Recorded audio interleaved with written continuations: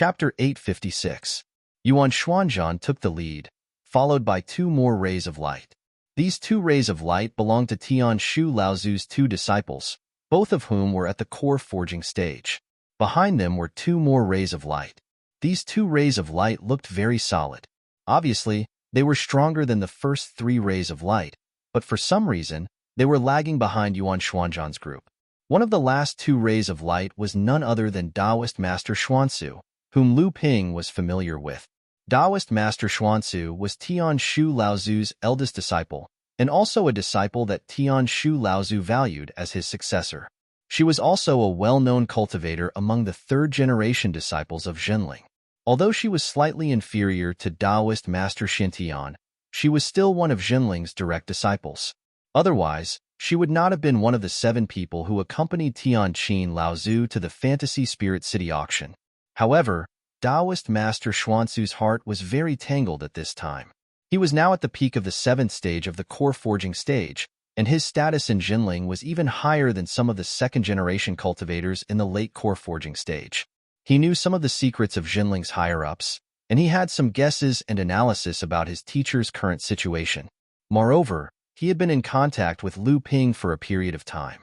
He knew that this little junior brother of theirs, who had less than 100 years of cultivation time than them, was really not easy to deal with. Not only did he have endless trump cards in his hands, but he was also no weaker than anyone else. Tian Qin Laozu was so arrogant in Zhenling that there was almost no junior disciple that she would take seriously, not to mention that he was the disciple of Lu Tianling's martial uncle. However, this junior brother Lu dared to go toe-to-toe with Tian Qin Laozu on Jingzha Island. At that time, he was only at the middle core forging stage, but the final result was even more shocking. The two had clashed several times, and it seemed that in the end, Lu Ping had the upper hand, which finally made Tian Qin Laozu look at him in a different light. From enlightened Master Xian Su's point of view, a person like Lu Ping would never act rashly in a fit of anger. He would only act calmly after planning. This time, Lu Ping had challenged his teacher, Tian Shu Laozu, the moment he returned to Huangli Island. This junior brother Lu must have a trump card that no one knew about. Even if he couldn't turn defeat into victory, he could at least make it so that no one could do anything to the other. However, one should not forget that Tian Shu Laozu was still a Dharma adept after all. If they really reached a point where neither of them could do anything to the other, even if neither of them suffered any losses, Tian Shu Laozu would still lose. The North Sea practitioners would not say that Lu Ping was taking advantage of Zhenling. They would only say that a dignified Dharma adept could not handle a junior practitioner in the core forging stage. Needless to say, after this battle, Lu Xuanping's name as the Aquasword deity would definitely become even more famous in Zhenling. Beside enlightened Master Xian Su was another second-generation adept of Zhenling, enlightened Master Xian Chong. He was already at the 9th level of the core forging stage, and was once in charge of Zhenling's criminal law. He could be considered a second-generation adept of Zhenling. Like enlightened Master Tian Shu, he was also an opponent of Zhenling's centralization of power. In the past, he was also one of the masterminds behind enlightened Master Lu Xuanling's downfall from his position as a deacon. At this moment, enlightened Master Xian Chang's face was filled with worry. His worry stemmed from an unintentional warning from Fornax Laozu. Enlightened Master Xian Chang was like enlightened Master Xian Shu before he entered the Dharma stage. He could be said to be one of the few people who were second only to Zhenling's 3 truths and 4 spirits. It was just that enlightened Master Xian Shu's luck was much better than the others. He was only a few decades behind the 3 truths and 4 spirits before he successfully entered the Dharma stage. Enlightened Master Xian Chang, on the other hand, did not have the same luck as enlightened Master Xian Shu. He could only practice step by step. As such, it was extremely difficult to condense a golden core of the 7th grade and above. It was even more difficult to condense a Dharma power. After enlightened Master Xian Chang had come out of seclusion to guard Huangli Island, enlightened Master Xian Chang had once gone to consult Fornax Laozu to see if there was any way to help him smelt a heaven-level spirit object and condense a golden core of the 7th grade. This way, he would be able to fight for his Dharma power in the future. At that time, Fornax Laozu had hinted to enlightened Master Xian Chang not to get involved in the affairs of Huangli Island. In his words, He had hinted that whether or not he could smelt a heaven-level spirit object and condense a golden core of the 7th grade depended on Enlightened Master Lu Xianping.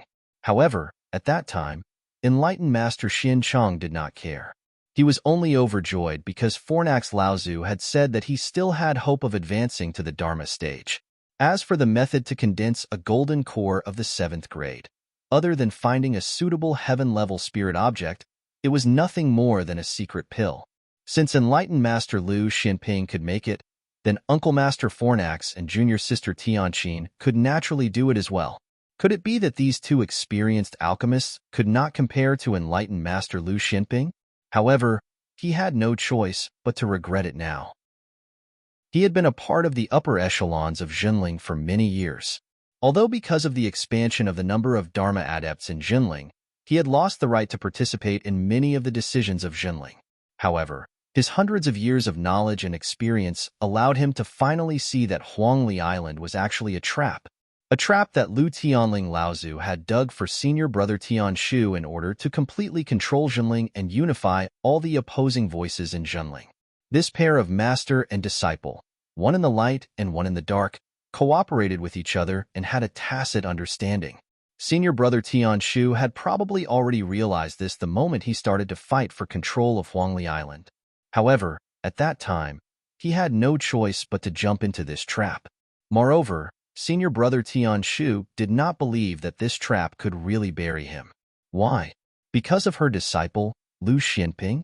Tianshu Laozu's cold smile was still deeply engraved in Enlightened Master Xian Cheng's mind. However, the scene in front of him was still vivid in his mind. The cunning and astute Lu Tianling really did rely on her disciple. What a good Lu Tianling, what a good water sword immortal. Yuan Xuanzhan's escape light suddenly stopped, and then the other escape lights also stopped. Enlightened Master Xian Chong did not understand what was going on. When he looked up, he saw that in front of the door of Lu Ping's cave, there was a burly, bald man looking at them with a mocking expression. Enlightened Master Xian Chong scanned the man with his divine sense and was stunned. The person in front of him was actually a peak core forging cultivator. Without waiting for Enlightened Master Xian Cheng's reminder, Yuan Xuanzhan, who was in front of him, stepped forward and shouted, "Who are you? How dare you block the way again?" The bald man stared at Yuan Xuanzhan in amusement for a while, then said, "It's really funny. The few of you want to barge into my master's cave residence, yet you still ask who I am indiscriminately. Are you out of your mind?" This bald man was naturally the lone killer Lei Laolu, Lei Di from the Central Plains. Lu Ping naturally knew that Enlightened Master Xian Chong wasn't the only one guarding Huangli Island. There were bound to be other disciples under his command. Hence, he left 6th Brother Lei behind to guard the cave dwelling to prevent Tianshu Grand Ancestor's disciples from stealing the cave dwelling when he was busy fighting with Tianshu Grand Ancestor. Only now did Yuan Xuanzhan notice that the person in front of him was actually a peak core forging cultivator. A murderous aura rushed towards him. He didn't know how many people this person had killed, but Yuan Xuanzhan, who had already advanced to the middle stage of core forging, knew that he was definitely not this person's opponent. He wanted to say a few tough words, but he was overwhelmed by the murderous aura. At this time, Enlightened Master Xian Su suddenly took a step forward and stood in front of Yuan Xuanzhan. "You must be joking. With your cultivation, how could you have reached the point of becoming someone's slave?" Lei Laolu smiled bitterly and pointed at the group fighting in the sky. "Didn't he even dare to fight with Dharma Xiang Laozu? What's so strange about me acknowledging him as my master?" Although Enlightened Master Xian Su was unwilling, she still said, "Please step aside. This is my, Zhenling's, matter. This cave must be taken back.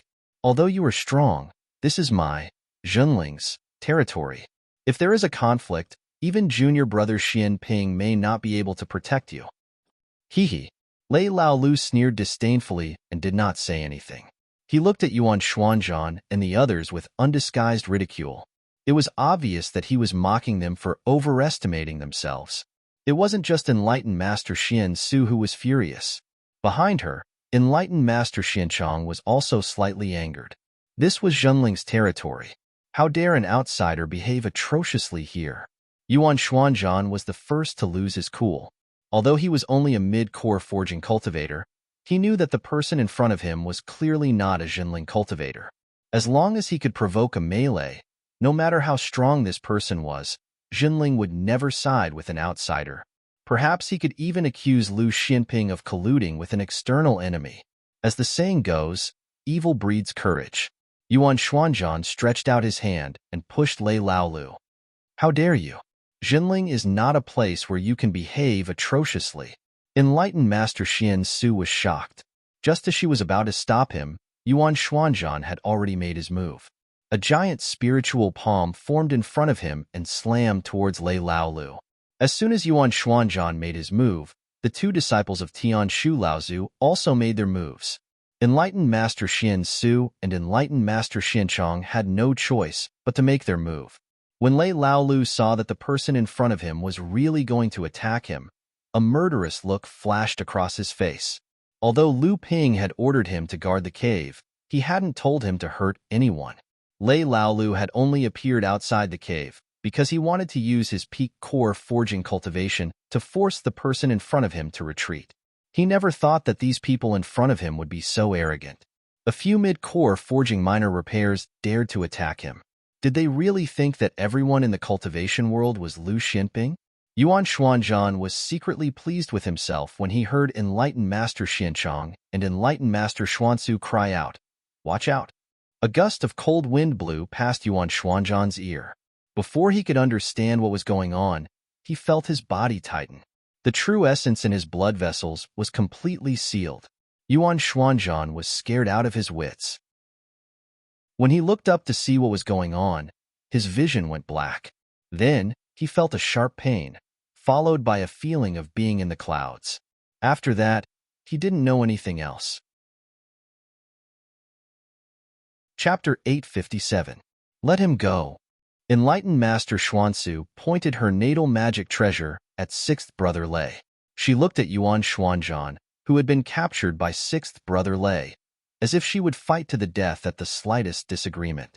At this moment, Taoist Xianchong took a step forward and said, "Fellow Taoist, if you're really Martial Nephew Lu's subordinate, then you should naturally know that if anything happens to the person you captured, then I'm afraid it'll be difficult for Martial Nephew Lu to explain it to him." Although the two of them refused to compromise, sixth brother Lei's ability to capture Yuan Xuanzhan so easily despite the two of them working together was enough to make the two of them gasp.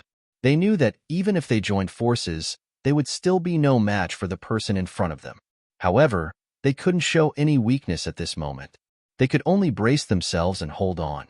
Sixth brother Lei smiled innocently and said, "Don't worry, enlightened masters. This kid wants to drag the two of you down with him, but I'm not a reckless person. However, shouldn't the two of you look up at the sky now?" "What?" Enlightened Master Xuanzu and Enlightened Master Xianchong looked at the smiling sixth brother Lei and had a bad feeling. When they looked up, they didn't know when the battle between the two had ended. Speaking of which, Tian Shu Laozu's heart palpitated when he saw Lu Ping's strange dark prison poison fire so easily dispelled his ability. However, he couldn't think of anything else now, and Lu Ping wouldn't give him any more time to think. Tian Shu Laozu's rock swooped down, a pair of sharp claws reaching out from his abdomen and grabbing at Lu Ping. Tian Shu Laozu actually attacked with his Dharma avatar. This was out of Lu Ping's expectations.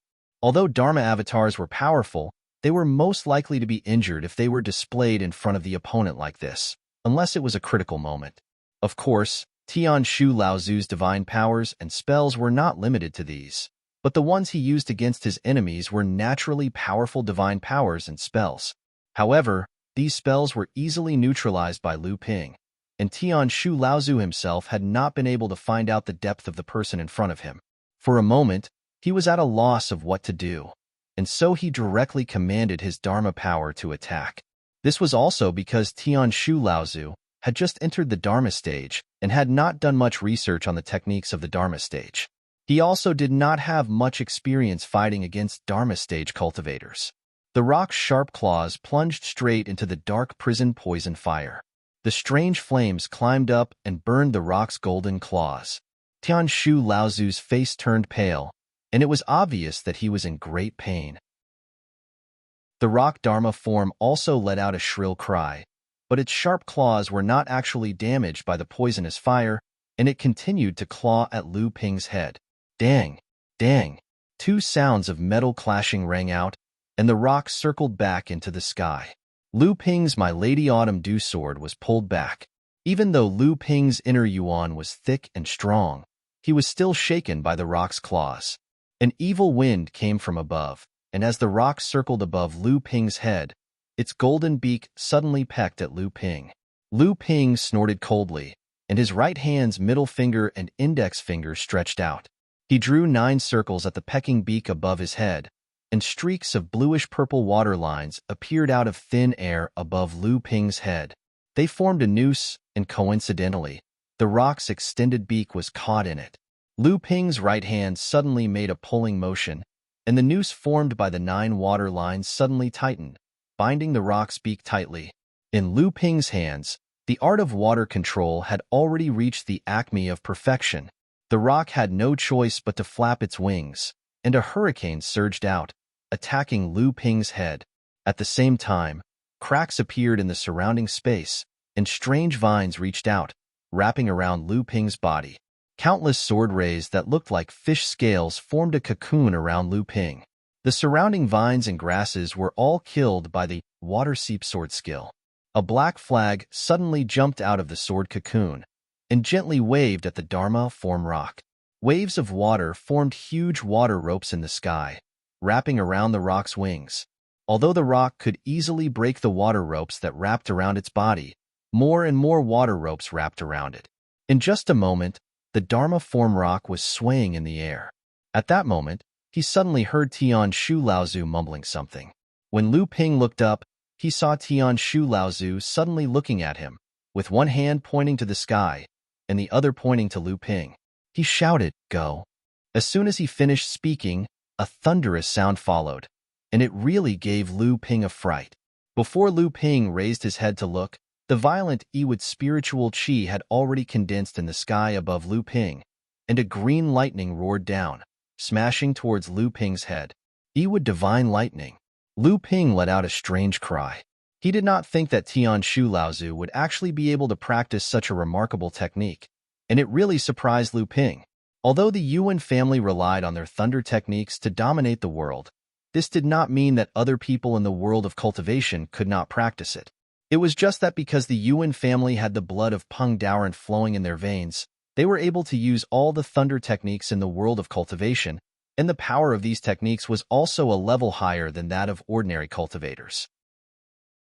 Furthermore, they also had many secret techniques that other cultivators did not have, which were passed down through their veins. These were things that ordinary cultivators could not compare to. When other cultivators practiced thunder techniques, they could only choose a type of thunder technique that was related to their own training method, and it was not easy to practice it successfully. However, once they were able to practice it successfully among the secret techniques in the world of cultivation, although it could not compare to the direct descendants of the Yuan family, it was still an amazing existence. Moreover, it was being used by the hands of a Dharma adept. At this time, even if Lu Ping wanted to hide, there was no use. A pure white lotus grew under his feet, and layers of dense light surrounded Lu Ping. For a moment, to outsiders, Lu Ping looked like a celestial being. As the green lightning fell, it was like cold water falling into a pot of hot oil. The heavens and the earth were boiling, and the green and white lights intertwined. For a moment, the heavens and the earth were only left with these two colors. Tian Shu Laozu's expression kept changing as he retracted his rock Dharma power. Suddenly, a peachwood sword appeared in his hand. After thinking about it, he did not use it in the end. He only let the peachwood sword circle around his body, firmly protecting it as he slowly retreated. Under the cover of the green and white light, Lu Ping stood calmly in midair, looking at the light that surrounded him. A gourd glowing with 7 colors floated above Lu Ping's head, absorbing the green light from the outer layer of the gourd. The violent light blocked everyone's divine telekinesis, but it did not hinder Lu Ping's divine telekinesis, which was hidden within the light. Seeing Tian Shu Laozu put down the peachwood sword in the end and only protected himself with it, Lu Ping put back one of the two gentian pearls that were glowing with 5 colors. He thought to himself, fine, I'll just make you look bad. Although I can't kill you, if I injure you, it will be hard for teacher to explain to the other Laozu. The green and white light suddenly collapsed. Tianshu Laozu, who was far away, was shocked. He saw that the green and white light was actually merging with each other, and then condensing into a ball of lightning the size of a wicker basket. After the ball of lightning, Lu Ping looked at Tianshu Laozu, who was far away, with a smile on his face. He then pushed the ball of lightning in front of him, and as Tianshu Laozu's expression changed, the ball of lightning flew towards him. Tianshu Laozu did not have time to think about how things had turned out this way. The peachwood sword in front of him sent out 99 rays of sword light in a row. Every ray of sword light gave off a sliver of lightning, and then surrounded the sword light to weave into peach blossoms that flickered with lightning. The 99 lightning peach blossoms set off each other, and actually formed a huge lightning peach tree above Tianshu Laozu's head. The peach tree shook, and countless leaves and petals fell from the tree. It was like a hanging curtain, protecting Tianshu Laozu.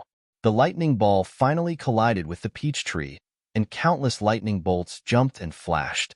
49 lightning peach blossoms were struck down, and the peach tree's shadow was mostly destroyed. But before Tianshu Laozu could catch his breath, a bead that shone with 5-colored light had already broken through the shadow of the peach tree and was heading towards Tianshu Laozu's chest. Tianshu Laozu did not expect Lu Ping to be able to gather enough true essence to use a spirit-nurturing treasure while he was using such a powerful lightning spell. In a state of shock, he reached his hand out towards the shadow of the peach tree. The peach tree sword was pulled out from the trunk, and the shadow of the peach tree, which was mostly destroyed, suddenly disappeared. Only a few dozen lightning peach blossoms were left falling from the tree.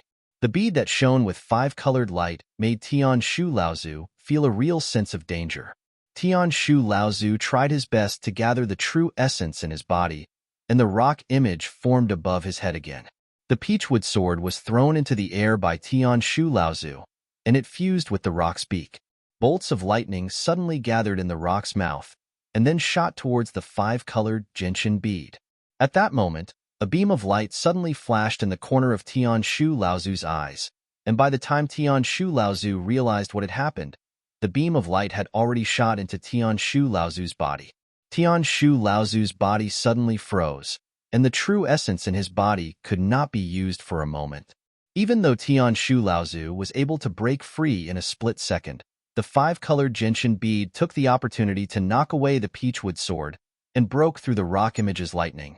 Just as Tianshu Laozu was about to recover, the gentian bead smashed into Tianshu Laozu's shoulder. Arg! Tianshu Laozu screamed, and the true essence in his body shook. He could no longer maintain his floating body, and he fell from the sky.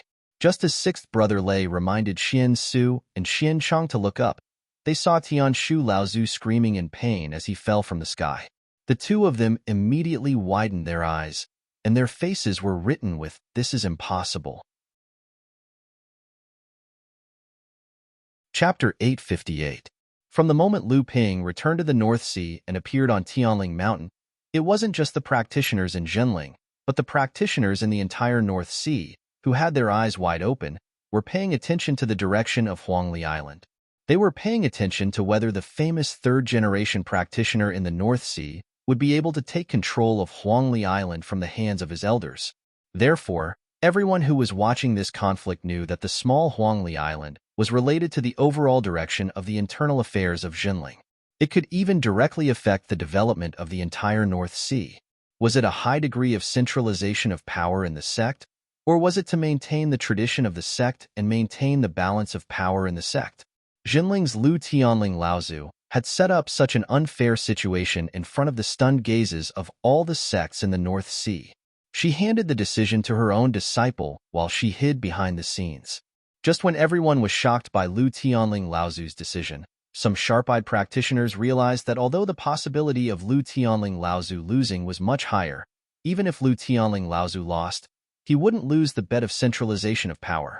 Could it be that Tianshu Laozu, as a senior, was bullying a junior and was influencing his teacher's decision? But what if Lu Tianling's disciple won? A Dharma adept losing to a core forging adept, and to a junior at that? How could Tianshu Laozu have the face to go against Lu Tianling Laozu? Even if he threw away his pride, how many people in Jinling would still be willing to follow him? With a flip of his hand, Lu Tianling Laozu beat him at his own game. He was already in an invincible position. Moreover, everyone knew that Lu Tianling had purposely dug a pit for Tianshu Laozu to jump into. How could a teacher not know his own disciples' capabilities? However, this Lu Xianping was too heaven-defying. He hadn't even reached the golden core stage, but he was able to suppress a Dharma adept with his core forging stage cultivation.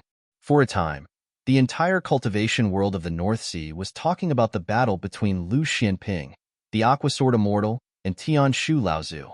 The cultivators who had been isolated from the North Sea for a long time could not imagine how a core forging cultivator would dare to challenge a Transcendence Laozu, let alone defeat this Transcendence Laozu.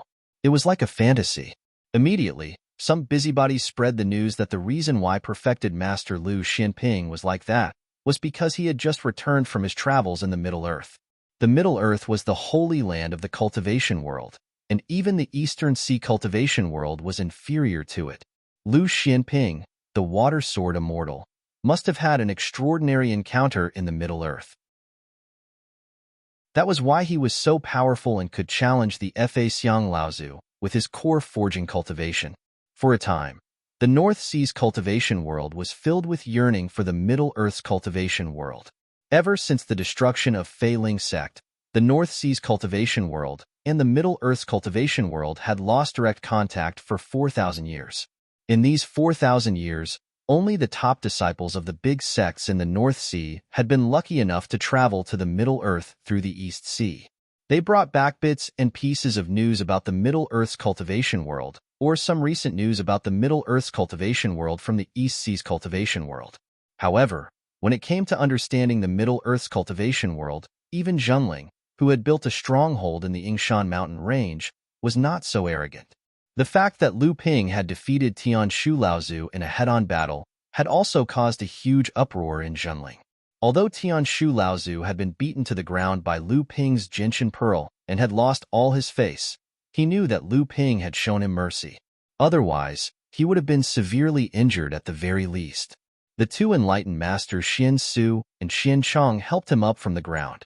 The pale-faced Tianshu Laozu circulated the essential vitality in his body and realized that he was not seriously injured.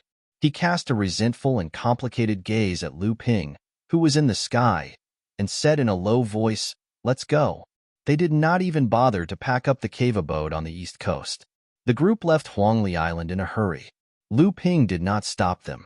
Tianshu Laozu's hurried departure immediately caused a commotion on Huangli Island. After a while, many of the patrolling cultivators on Huangli Island left. After a while, some of the cultivators who ran shops on the island also saw that the situation was not good and packed up their belongings to run away. These people were the ones who had begged Tianshu Laozu and his disciples to do business on Huangli Island after Tianshu Laozu took control of Huangli Island. Some of them even used Tianshu Laozu's deterrence to force many of the old shops on Huangli Island to leave. Now that the change of ownership of Huangli Island was a foregone conclusion, these cultivators who were worried about Lu Ping's revenge did not dare to stay any longer. One by one, they put down their errands and businesses and left Huangli Island. Lu Ping returned to his cave abode. From afar, he saw sixth brother Lei standing at the entrance of his cave abode with Yuan Xuanzhan in his hand. Lu Ping smiled and walked towards sixth brother Lei. Yuan Xuanzhan had plotted against Lu Ping several times in the past, especially when he almost kidnapped Hu Lily in the open sea, causing him to die in the beast tide. Although Lu Ping did not have any direct evidence and Lu Tianling Laozu had also caused trouble in the Yuan family, it did not mean that Lu Ping was willing to let him go. It was just that Lu Ping had a lot of things to do, and the complicated relationships in the sect. On top of that, Lu Tianling Laozu had just ascended to the position of sect master. Lu Ping did not want to affect his master's plan to take control of the sect, so he had been tolerating it. However, now that Lu Ping had reached this stage, when he looked back at the Yuan family, he really looked like a clown. Even with Tianshu Laozu's support, If Lu Ping insisted on destroying the Yuan family, not many people could stop him. What a joke. Now that Lu Ping was a force in Zhenling, who could defeat a Dharma adept? Who in the North Sea cultivation world would dare to treat him as a core forging adept? After this battle, Lu Ping's status in Zhenling would definitely rise. Although he might not be able to be on the same level as Tian Cheng, Tian Shan, and Tian Feng Laozu due to his seniority, any decision made in Zhenling would probably not be able to bypass Lu Ping. This was the status that came with power. And Lu Tianling Laozu, as the sect master, would definitely have more control over the sect because of his disciple.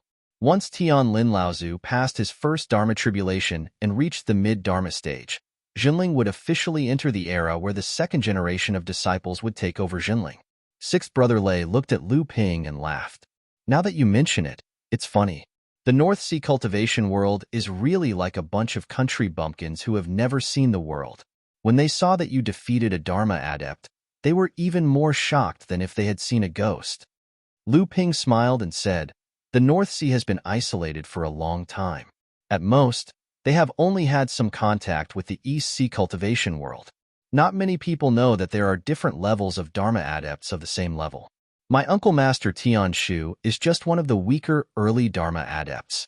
Defeating him is nothing to brag about." Sixth Brother Lei pointed at Lu Ping and laughed.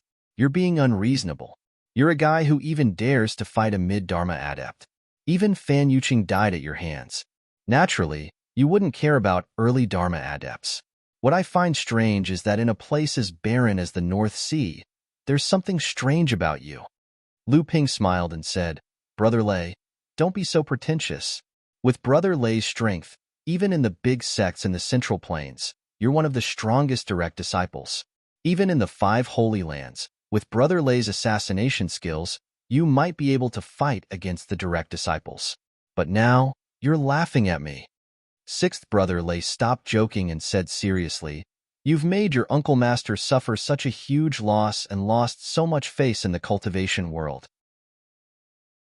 Yet, you let him go. Aren't you afraid that he'll seek revenge in the future? You must know that it's easy to dodge a spear in the open, but hard to defend against a stab in the dark. Although you're powerful, you're still not at the peak of the cultivation world. There are plenty of people who can defeat you." Lu Ping shook his head and said, "Brother Lei, I can't kill him. My fight with Uncle Master Tian Shu is only about the inheritance of the sect and the way to expand. It's not a fight to the death. If I really kill him, the Zhenling sect will definitely fall into internal strife. The Laozu, especially the first Laozu, will definitely interfere. When that happens, all of Master's plans will be for naught. What's more, this person had the chance to kill me in the past, but in the end, he didn't take the opportunity to settle this personal grudge. No matter what, I should let him go." Sixth Brother Lei shook his head, clearly not approving or disapproving of Lu Ping's methods. Instead, he threw Yuan Xuanzhan to the ground and said, "This guy took advantage of the time when you were fighting to seize the cave. I'm afraid he even planned to kidnap your wife. After I stopped him, he even tried to drag the core forging cultivators behind him into the water in an attempt to besiege me. Now that I've captured him, you can deal with him as you see fit." Lu Ping thought for a moment, then extended a finger and pointed at the unconscious Yuan Xuanzhan on the ground. A golden mist instantly entered Yuan Xuanzhan's chest. The intense pain woke Yuan Xuanzhan from his coma. He felt as if his body was being bitten by countless things, causing him to roll on the ground. What did you do to me?" The intense pain did not affect Yuan Xuanzhan's rationality. "Have you heard of the myriad poison serum?" When Lu Ping's words entered Yuan Xuanzhan's ears, it was as if a devil was teasing him. "Ha, you're willing to use such a precious thing to kill me." Amidst his shrill and hoarse roar, Yuan Xuanzhan finally made his meaning clear. Sixth Brother Lei revealed a trace of admiration and said, "You have some tough bones." Lu Ping did not show the slightest expression on his face towards Yuan Xuanzhan, who had been tortured like a ghost by the myriad poison meteorite qi. Instead, he continued in a cold voice, "Do you know of the 8 Scenic Restaurant?" The pain in Yuan Xuanzhan's body had already subsided. Although he did not know why Lu Ping was still alive after injecting the myriad poison serum into his body, when he heard Lu Ping's words, He suddenly raised his head and said, "You're not going to kill me?" Lu Ping ignored his astonishment and said, "The golden mist I injected into your core space is not the myriad poison serum, but the myriad poison meteorite chi that I refined. You come from the Yuan family, so you must have some knowledge. You should know that your life is in my hands. Unless your cultivation surpasses mine in the future, your life is in my hands. Even a great cultivator cannot save you." Chapter 859. Why don't you just kill me? Yuan Xuanzhan finally stood up in front of Lu Ping. By now, he had calmed down and was staring at Lu Ping with a pair of dark eyes. Lu Ping shook his head. "Lung Qian might not be Master's favorite, but she's still my senior sister. You're her Dao companion, so I won't kill you. In the future, you'll be on duty in the Buyering Tower." What big words. The Buyering Tower is a great treasure that Tianlin Laozu found outside. You, Lu Xianping, can send me there with a single word. Do you really think that Jinling belongs to your family? Lu Ping sneered. Although Jinling doesn't belong to my family, the Buyering Tower is mine. If I put someone in there, not even Senior Grandmaster Tian Xiang can say anything. Yuan Xuanzhan stared at Lu Ping, dumbfounded. When Tianlin Laozu brought the Buyering Tower back to the sect, it had caused quite a stir. The Buyering Tower was a treasure between a treasure and a heavenly grotto heaven. In terms of quality, it might not be as good as a true heavenly grotto heaven treasure, but it only had two real functions. One was to suppress, like a prison, to imprison opponents in the tower. The other was a trial. The 8 scenic tower could create different illusions by placing different spiritual treasures. Moreover, these illusions were extremely realistic, as if they were different worlds. It could also evolve into different beasts and birds of prey according to the grade of the spiritual treasures. It was an excellent place for disciples to train. This was especially true for the second function. The sect would nurture some disciples to be used, but none of them had any knowledge or experience. They only knew how to follow the instructions, so how could they have any future? Those divine abilities and magical arts could only be mastered through life and death battles. However, if these disciples were to be sent out to train, it was unknown how many losses they would suffer each time. If these disciples could train in the 8 scenic tower before being sent out, it would be extremely beneficial to their growth and training. Only the great sects with deep foundations would have a place like the Buyering Tower. Jinling had once tried to refine a similar treasure, but the method to refine such treasures was usually forbidden by the great sections. Jinling had no way of obtaining it. Moreover, the amount of spirit materials and energy needed to refine such a treasure was no less than refining a similar type of heavenly grotto heaven treasure. For Jinling, this was an unbearable burden. Yuan Xuanzhan never thought that the Buyering Tower that Jinling Laozu regarded as the sect's treasure was actually Lu Ping's. Looking at Lu Ping's matter-of-fact expression, Yuan Xuanzhan couldn't bring himself to suspect anything. Moreover, Lu Ping wasn't lying to him. Seeing Yuan Xuanzhan disappear into the teleportation formation, 6th Brother Lei, who had been muttering to himself, suddenly asked, "Is that Buyering Tower something from the Surplus Heavens sect?" Lu Ping curiously looked at 6th Brother Lei and asked, "How did Brother Lei know?" 6th Brother Lei chuckled and didn't say anything. Lu Ping knew that he didn't want to say something, so he didn't ask him again. At this time, 6th Brother Lei opened his mouth and said, "You want him to be a guard?" When 6th Brother Lei revealed the origins of the Buyering Tower, Lu Ping already knew that 6th Brother Lei knew many of its secrets. Thus, he wasn't surprised to hear 6th Brother Lei mention the Buyering Tower's guard. Lu Ping nodded and said, "His cultivation is at the 5th layer of core forging, so he can be a guard on the 5th layer." 6th Brother Lei said doubtfully, "It seems that the Buyering Tower has already been brought back to Jinling. Didn't the Laozu arrange for guards on each layer to be responsible for the disciples' trials and to suppress the cultivators imprisoned in the tower? Aren't you afraid of offending the Laozu by arranging for him to be there?" Lu Ping glanced at 6th Brother Lei and said, "Keep your thoughts to yourself. Since I'm making an example out of Yuan Xuanzhan, it's not just for one person. This time, I'm just a pawn. But after suppressing Tian Shu, it means that I can also be a pawn in the sect. I'll demote Yuan Xuanzhan to 8 Scenic Pavilion, and the sect's grand ancestor will definitely give in. Sixth brother Lei gave a thumbs up and said, "You're awesome. You've established your prestige in front of your Laozu." Lu Ping chuckled and said, "What else can I do?" This time, it was the Laozu who used me as a spear. No matter what, I have to compensate them. Besides, I've already refined the stone tablet on the 8th layer of the Byring Tower, so the final decision of the guard arrangement lies with me. Sixth brother Lei looked at Lu Ping walking towards the cave dwelling and murmured, "I knew you were a cunning brat." The two entered the cave dwelling and saw Hu Lily and Linglong chatting passionately. Linglong's wine cauldron had already stopped spinning.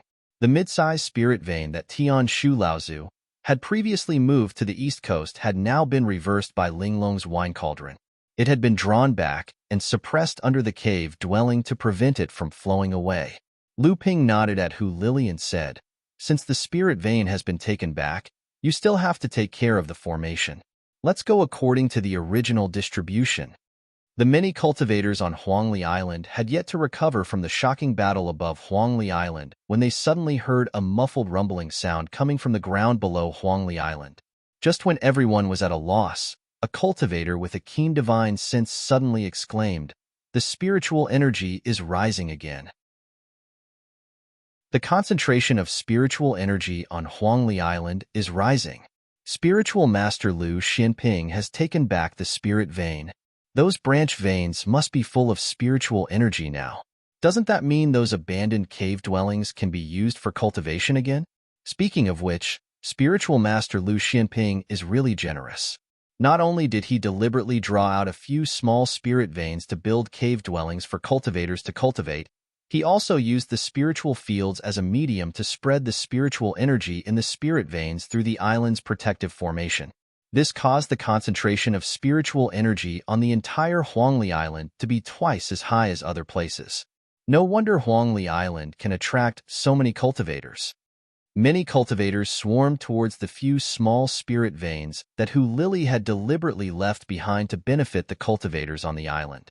Since the spirit veins on the island were once again under Spiritual Master Lu Xuanping's control, the cave dwellings on those branch veins must have become delicious cakes. The faster you move, the less you move. A few days later, the attentive cultivators found that the concentration of spiritual energy on the entire Huangli Island seemed to be increasing slowly even after it had returned to its previous level. Just when many cultivators were secretly wondering about it, news came from the disciples stationed at Jinling Island that the concentration of spiritual energy on Huangli Island would double from the original basis. Furthermore, they would also draw out a few branch veins from the spirit veins on the west coast to build cave dwellings for cultivators to rent. When the news came, all the cultivators on Huangli Island rushed to spread the news. The number of people coming and going on Huangli Island suddenly increased by 20%. If it wasn't for the fact that the area of Huangli Island was really limited, and the fact that the spiritual energy gathering area on the island had been used by the outer disciples of Jinling sect to plant various spiritual grains and herbs instead of being used to expand the market area of Huangli Island, the number of people on Huangli Island might be even more terrifying. In the cave dwelling, Hu Lily said worriedly, "Are we being a little too extravagant?" Ever since the spirit veins on the island gathered into a middle-sized spirit vein, we've been searching everywhere for years, but we've only hidden a small spirit vein secretly without being discovered by Uncle Tian Shu. If we continue to use it like this, 1/10 of the entire spirit vein will be given to others for free. Lu Ping smiled and said, "How can we give it to others for free? The cave dwellings on those branch veins can at least recover a batch of spiritual stones, right? As for increasing the concentration of spiritual energy on the entire island, that's just a gimmick. How much resources can we waste from the spirit vein?" Hu Lily said, "We have to take care of our own cultivation first. Although half of the middle-sized spirit vein is enough for us to cultivate on a daily basis, don't forget that you still have a few little guys with you. Which one of them is easy to deal with? You have a lot of friends from the same sect. Sometimes, they need to practice their supernatural powers and secret techniques, and sometimes, they need to go into closed-door cultivation.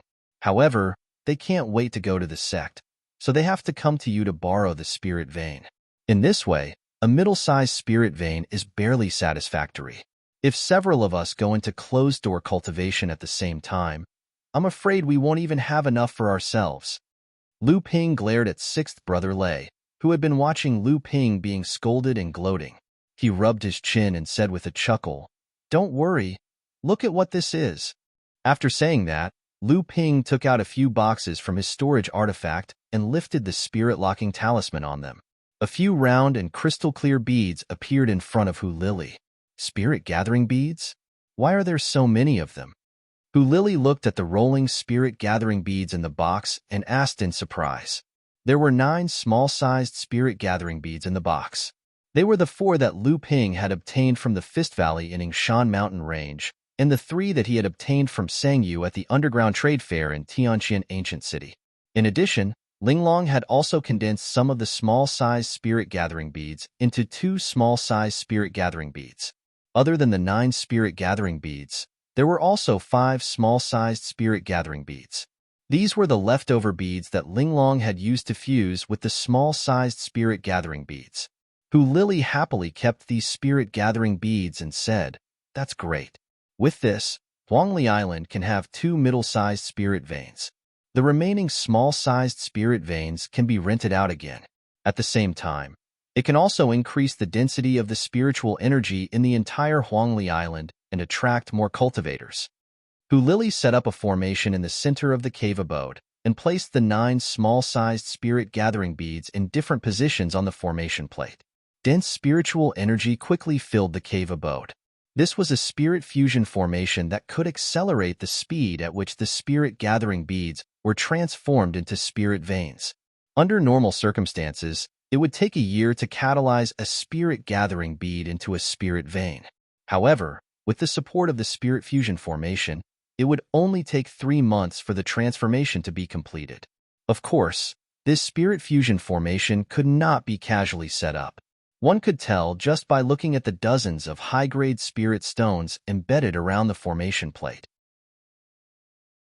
Moreover, these spirit stones had to be changed from time to time as the formation operated.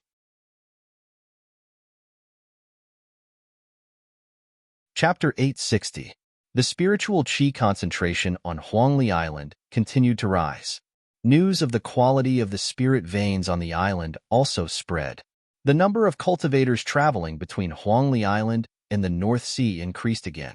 Many cultivators began to try to obtain the right to live on Huangli Island for a long time. If not for the limited area of Huangli Island, the daily flow of people on Huangli Island would have already exceeded 5,000. The most obvious change was on a highland on the west coast, where the patrolling disciples of Zhenling sect had once again opened up a few more cave abodes. 5 mini-energy veins were drawn out from the main energy vein on the island to supply the energy needs of these cave abodes. The pace of construction on Huangli Island did not stop. A huge magic formation was laid down in the center of Huangli Island under Taoist Master Mystic Fox's command. Not long after, another piece of news came from Huangli Island. The magic formation in the center of Huangli Island was set up to draw in the nearby islands. Huangli Island would expand again. After the news spread, many cultivators and forces in the North Sea turned their attention to Huangli Island again. Huangli Island was now one of the few prosperous islands in the North Sea. The abundant cultivation resources in the Outer Sea attracted the North Sea cultivators to explore the hinterland of the North Sea monster race.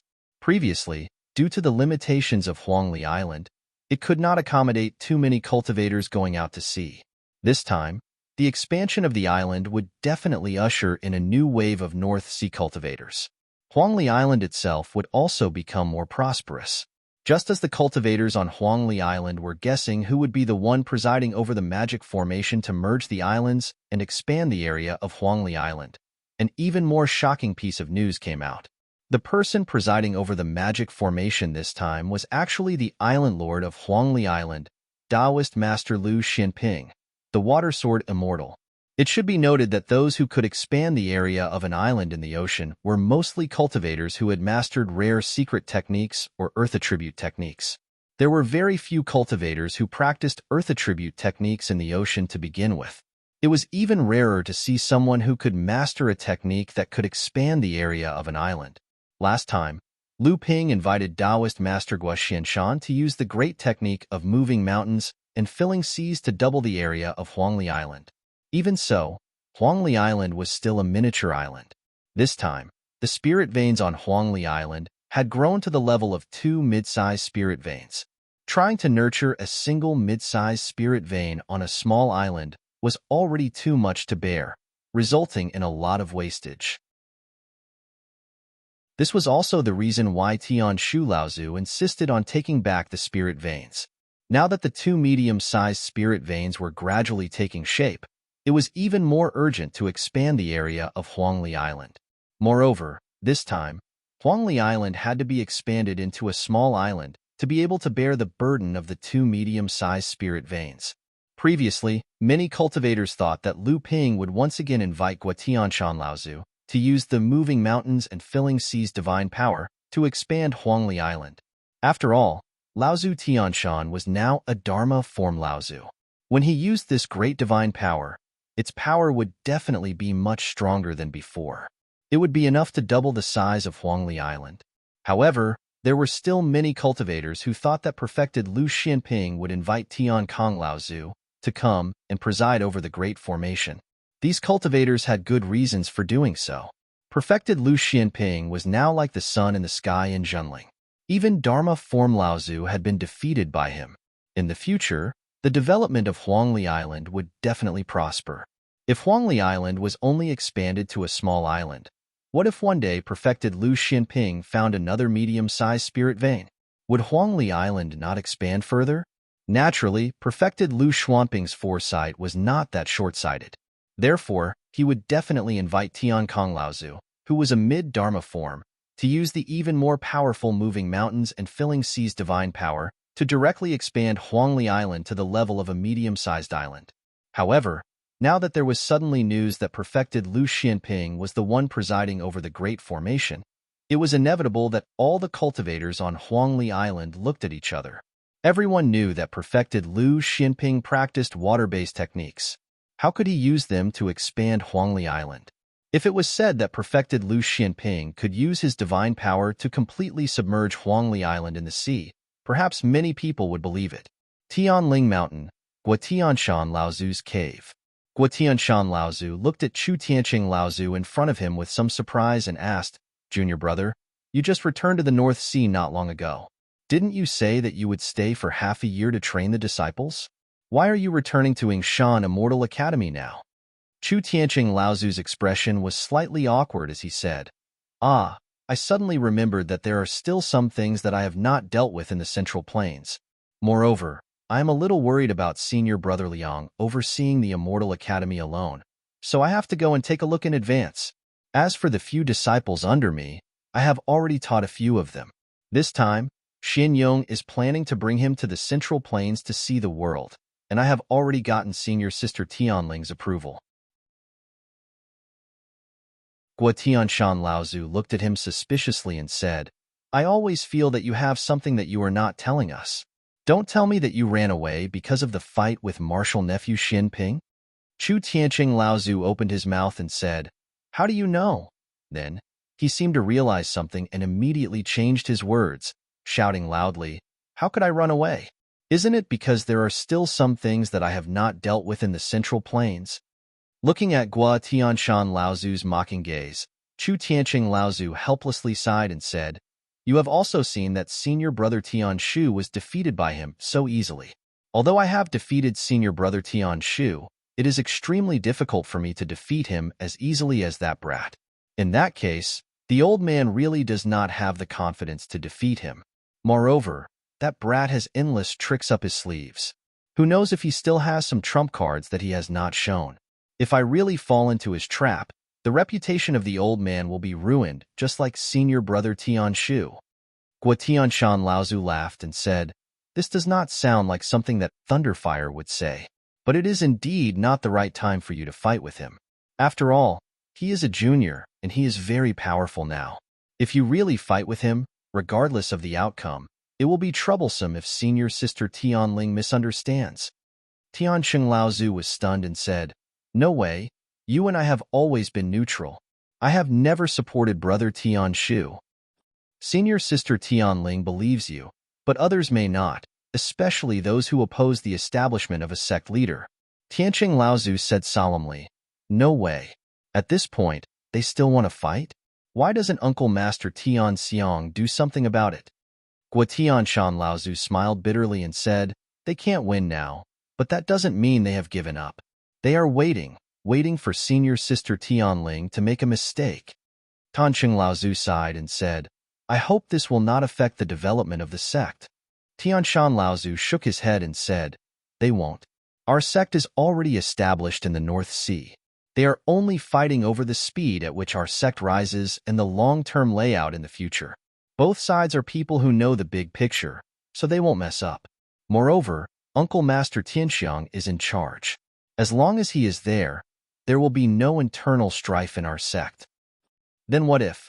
If that day really comes, what level do you think Senior Brother Tianlin will reach? Oh, that's true.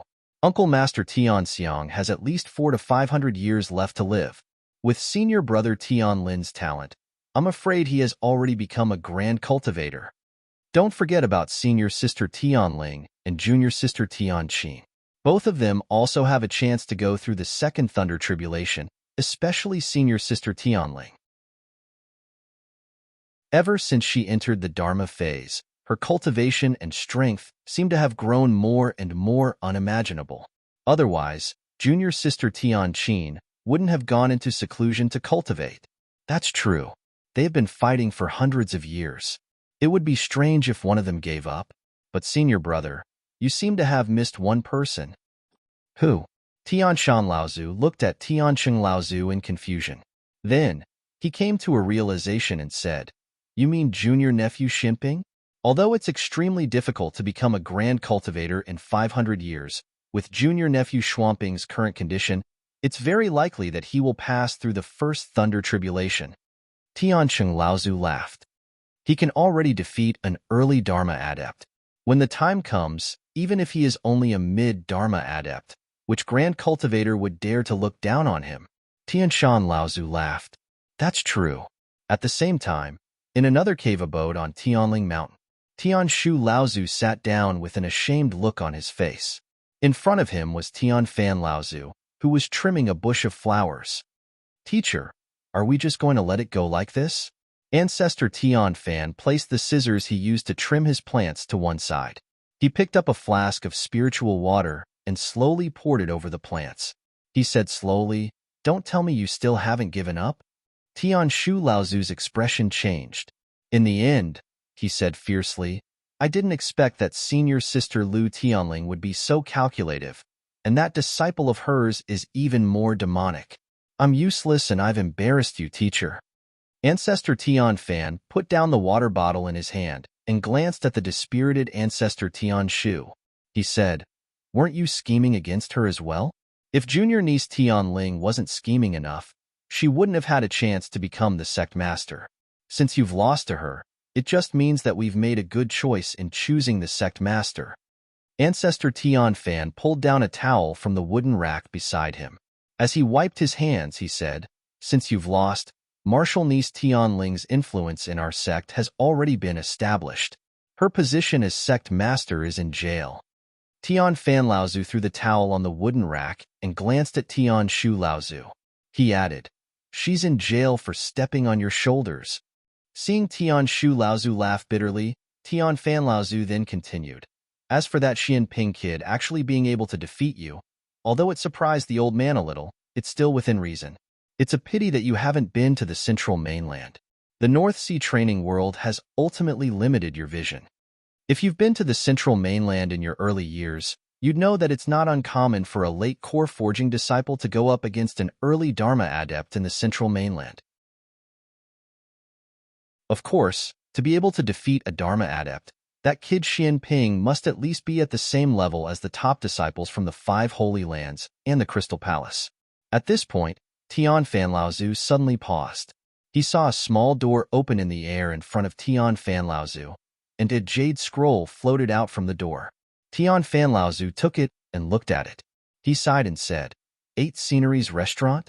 From now on, there's another person in our sect who can play chess. And it's someone who even the few of us old fellows have to give in to.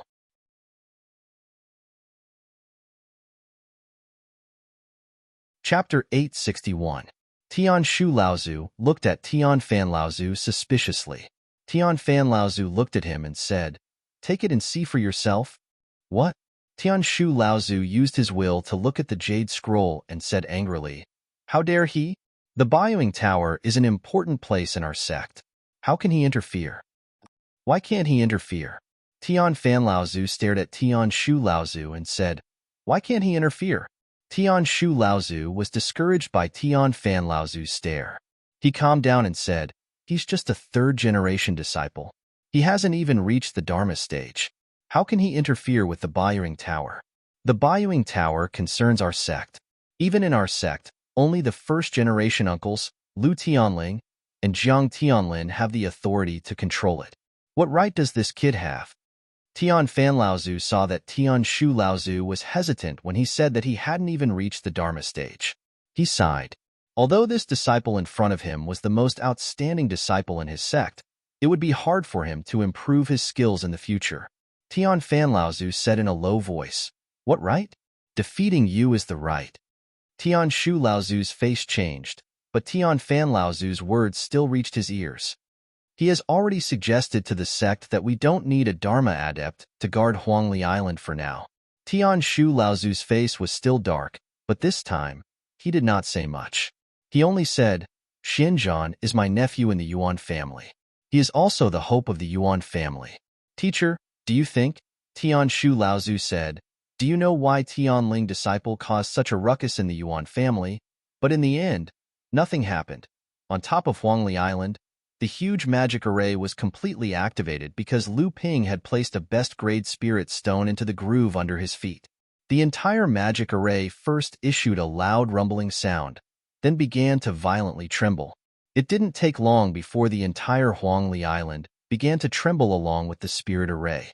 Looking from afar, the entire Huangli Island looked like a lid on a kettle, rising and falling along with the waves of the sea. Lu Ping took a step, and a rich purple-blue light burst out from beneath his feet. With Lu Ping as the center, threads of true essence permeated through the entire array formation in all directions. The entire formation began to emit a pale blue radiance. As the radiance flickered, the entire Huangli Island seemed to have transformed into a huge blue gemstone. How is perfected Lu Xinping planning to expand Huangli Island? At this time, in the sky above Huangli Island, there were at least 100 adepts who had obtained residency rights on Huangli Island, observing Lu Ping's technique. It was just that no matter how hard they tried, they could not understand what kind of remarkable power Lu Ping was going to use. Because of Lu Ping's technique, Huangli Island had closed its market and the teleportation portals. Hence, there were only 100 or so people who had obtained residency rights on Huangli Island. Most of these people had passed Jinling's inspection, and most of them belonged to Jinling's outer sect disciples, affiliated clans, powers, and a portion of non-affiliated adepts. Expanding the surface area of an island was a top-notch remarkable technique. Even a normal Dharma adept would find it difficult to use it. Hence, the people on the island naturally did not want to miss out on such a grand occasion. Just as Lu Ping was activating the entire magic array, causing the entire Huangli Island to shake, a black flag suddenly rose above Lu Ping's head. The black water-controlling flag expanded with the wind until it was at least 10 feet long and 9 feet wide. The huge flag fluttered in the wind. One after another, black ripples spread out from the surface of the water-controlling flag, spreading out towards the sea around Huangli Island. As the ripples entered the sea, the surface of the sea was instantly set off layer after layer of waves. These waves piled up higher and higher, and finally retreated towards the sea with Huangli Island as the center, creating huge waves that grew taller and taller. As the seawater flowed in all directions, the surface of Huangli Island that was close to the sea was completely exposed. The waves were pushed away by the ripples of the water-controlling flag for nearly 3 miles, causing the surface area of Huangli Island to increase by 6 miles in an instant. What is Perfected Lu doing now? Is he going to drain all the seawater around Huangli Island? But once he stops the technique, Won't the seawater that he drained flow back into the island? Although the surrounding cultivators were shocked that Lu Ping was able to push away the seawater around Huangli Island by 3 miles with the help of the formation and his own power, they still had no idea what method Lu Ping was going to use to expand the area of Huangli Island. However, many of them looked at the huge flag fluttering in the wind above Lu Ping's head and said enviously, "This flag is obviously just a spiritual magical treasure, but I never expected it to have such power." Just when everyone was feeling puzzled, a huge ninth-grade lotus suddenly bloomed under Lu Ping's feet. Countless milky white rays of light condensed and spread out in all directions along with the blooming of the lotus, eventually forming 12 white beams of light that shone evenly in 12 directions around Huangli Island. The entire Huangli Island suddenly shook. A few shops on the island that were not very sturdy also collapsed due to the shaking of the island. Even though these shops were originally protected by their own enchantment arrays, they could not resist the shaking of Huangli Island. At this time, how could Lu Ping still care about the collapsed shops? This was the critical moment for him to perform the Great Sea and Mulberry Fields, and also the moment for him to demonstrate his power to the entire cultivation world of the North Sea. Wave after wave of bluish-purple energy surged towards the white jade lotus under Lu Ping's feet. On the petals of the white jade lotus, one after another, mysterious runes flickered with a mysterious luster as Lu Ping's energy surged. Gradually, a huge formation was formed on the surface of the lotus. 12 beams of light shot out from the lotus, resonating with the 12 gentian pearls that Lu Ping had set up on the island. Finally, Lu Ping's art of mulberry fields was unleashed to the extreme. Lu Ping pushed his palm outwards and shouted, "Calm the sea!"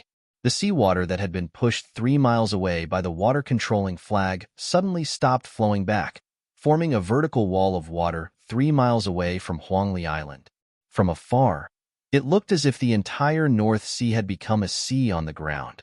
The cultivators who were floating in the air and watching Lu Ping's technique exclaimed in unison.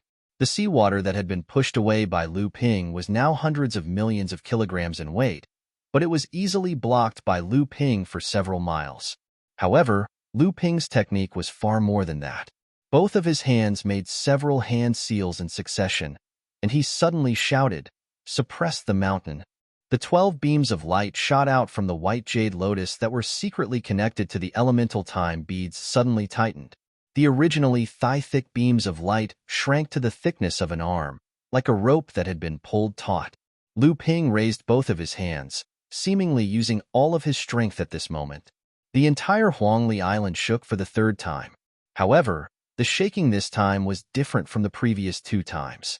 It was as if the entire Huangli Island had been bound together with the 12 beams of light that had been shot out by the white jade lotus. It's rising! It's rising!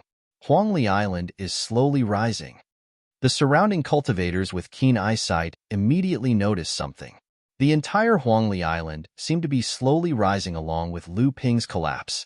Look, the land that was originally submerged by the seawater outside of Huangli Island is also rising. I understand now. I understand now. Reverend Xinping is not moving the mountains and filling the seas, bringing islands and land from other places to increase the size of Huangli Island. Instead, he is directly raising the entire Huangli Island, exposing the land that was originally submerged under the sea. I'm afraid everyone has already understood by now. There's no need for you to say it. Lu Ping's changing the seas into mulberry fields' great divine ability, with the help of the Grand Formation and the Natal Gentian Array, lasted for a total of 6 hours before it ended. At this time, the surface of the entire Huangli Island had extended to a distance of 3 li, just barely reaching the sea level. The circumference of the entire Huangli Island had increased by 6 li. At this time, no one doubted that Lu Ping had the divine ability to expand the area of Huangli Island. The grand scene of Lu Ping executing the changing the seas into mulberry fields technique had already spread across the entire North Sea. Almost all the cultivators were discussing this new divine ability that Lu Ping had displayed. After resting for 3 days, Lu Ping once again borrowed the Grand Formation to expand the area of Huangli Island. However, this time, he only managed to expand the circumference of the island by 5 li. Thus, every 3 days, Lu Ping would execute the changing the seas into mulberry fields technique. Although the effect was constantly weakening, the entire Huangli Island was still continuously expanding. When he finished executing the changing the seas into mulberry fields technique for the 6th time, the grand formation laid down by Hu Lili finally collapsed. The circumference of Huangli Island had expanded by another li. Lu Ping's divine ability to expand the area of Huangli Island had finally come to an end. After executing the divine ability 6 times in a row, the entire Huangli Island had expanded from its original 30 to 40 li radius to nearly 60 li. It had already exceeded the limit of at least 50 li for a small island. It had truly become a small island. Soon, the name of the new divine ability that Lu Ping executed, the changing the seas into mulberry fields technique, was known by all the cultivators of the North Sea. Many cultivators were trying to find out the origin of this divine ability, including many cultivators from the Xinling sect. Naturally, the cultivators of the North Sea cultivated water-type cultivation techniques the most. However, one of the most scarce resources was land. Therefore, almost all the sects and forces of the North Sea were trying to expand the area of the islands they occupied. In the past, only those who had mastered the moving the mountains and filling the seas divine ability could expand the area of the islands. Only now did the North Sea cultivators realize that cultivators who cultivated water-type cultivation techniques could also expand the area of the islands. Additionally, the cultivators from the overseas regions had no shortage of cultivators who cultivated water-type cultivation techniques. If this cultivation technique could spread, the size of the islands in the North Sea would greatly increase. Additionally, the situation of the North Sea suffering from a lack of cultivation resources would be alleviated to a certain extent. Just when the various sects of the North Sea and the Xinling sect sent out cultivators to ask enlightened Lu Xinping if he could pass down the inheritance of this divine ability, news came from Huangli Island that enlightened Lu Xinping had gone into secluded cultivation.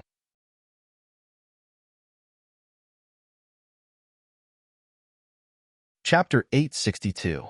The Na Chuan Cauldron, the Silver Spirit Flame, the clear wood jade fruit, and an incense burner that was quietly burning with calming soul incense. The fragrance emitted from the incense burner could help a cultivator calm down and adjust his or her body to its best state. After nearly a month of Lu Ping's vast seas of mulberry field scripture, Huangli Island had successfully expanded into a small island. At this time, Huangli Island could be said to be very lively. Although under Hu Lili's command, the market, cave residences, spirit fields, and port on Huangli Island had been rebuilt, the number of cultivators that came in after Huangli Island was reopened still exceeded Hu Lili and the others' expectations. However, this now did not affect Lu Ping, who was in the secret chamber of the cave residences. The clearwood jade fruit had been in Lu Ping's possession for decades. In order to maximize the effect of this spirit fruit, Lu Ping had not refined it into the clearwood jade pill. At this time, Lu Ping's cultivation had successfully advanced to the 9th stage of the core forging stage. This was the time when the clearwood jade pill could be used to its greatest effect. Moreover, on Huangli Island, Lu Ping did not have to worry about anyone coming to disturb him. Although the lush wood pure jade pellets were avatar-level medicinal pellets, 1 lush wood pure jade fruit could only be used to concoct 3 lush wood pure jade pellets, which was different from the usual amount of 10 medicinal pellets in a cauldron. Hence, Lu Ping hoped to concoct all 3 lush wood pure jade pellets. If it was before, it would be a little difficult for Lu Ping to completely refine the clearwood jade fruit into 3 elixirs. However, after Lu Ping obtained the silver spirit flame, it made Lu Ping much more confident. Although the silver spirit flame of the mid-grade heaven level made the process of refining elixirs twice as long, and the alchemist's inner yuan was greatly consumed compared to other heaven and earth spirit flames, its delicate and gentle fire also greatly increased the success rate of refining elixirs. At this time, the secret room was already filled with the fragrance of pills. He had been operating the pill furnace and adjusting the temperature of the spirit flames for several days straight. His divine sense was constantly paying attention to the situation inside the pill furnace. If it was any other alchemist, this method of alchemy would simply be a form of torture. However, for Lu Ping, other than the prolonged alchemy time and some mental exhaustion. Everything else was not a problem. At this time, it was the last moment before the pills came out of the cauldron. The 3 Ashwood clear jade pills had already begun the final process of condensing in the cauldron. Outside the cave, Hu Lily was accompanying an old man, waiting for Lu Ping to come out of seclusion. The old man took Hu Lily's spiritual tea and took a sip. He said, "Lass, your spiritual tea is the best. My family's spiritual tea is like washing a pot of water." Hu Lily smiled and said, "This spiritual tea is usually Brother Xian Ping's favorite. I rarely drink it, so there's still quite a lot left. Since you like it, I'll make a bag for you later." The old man's eyes lit up and he said, "That's great. The old man has never been pretentious with you. I've long heard that the spiritual tea here is the best in our sect. It really does live up to its reputation." As soon as the old man finished speaking, a thick fragrance of elixirs had already filled the entire cave. The old man's eyes lit up and his nose sniffed slightly. He said, "Wow, it's a Dharma-level elixir, and it looks like it's of a very high level. Finally, it's time to condense the elixir. It's just that this alchemy process is taking too long." If it weren't for the fragrance, the old man would have thought that this kid was purposely hiding from the old man, who Lily knew that the old man in front of her was an expert in alchemy. Just by the smell of the elixir, he could understand a lot about Lu Ping's alchemy process. She smiled and said, "You really are an expert in alchemy in our sect. It looks like you're about to become our sect's 4th alchemy grandmaster. If that's the case, I wouldn't dare to neglect you." The old man had an uncertain expression on his face. He said, "In front of your little lover, the old man wouldn't dare to be arrogant. He is our sect's true alchemy grandmaster. His position in the sect is much higher than mine." Just then, the smell of elixirs in the cave changed slightly. The old man grunted, as if he was suspicious of something. He turned around and looked in the direction of Lu Ping's secret room. Hu Lily was worried about Lu Ping. Seeing the old man like this, she quickly asked, "Uncle Xianyue, is there something wrong?" Xianyue Zhenren was one of the oldest alchemy grandmasters in Zhenling. He wasn't a disciple of Tianqin Laozu, but his alchemy skills were just below Tianqin Laozu's. In fact, he was even better than Tianqin Laozu's other disciples. Among the several alchemy grandmasters in Zhenling, besides Lu Ping and Xianyue Zhenren, the others were all disciples or grand-disciples of Tianqin Laozu. However, it was undeniable that whether it was Xianyue Zhenren or Lu Ping himself, both had received careful guidance from Tianqin Laozu. Tianqin Laozu spared no effort in guiding the younger generation. His prestige in Zhenling was extremely high. Because of this, the status of the Dan Pavilion in Zhenling had become extremely high.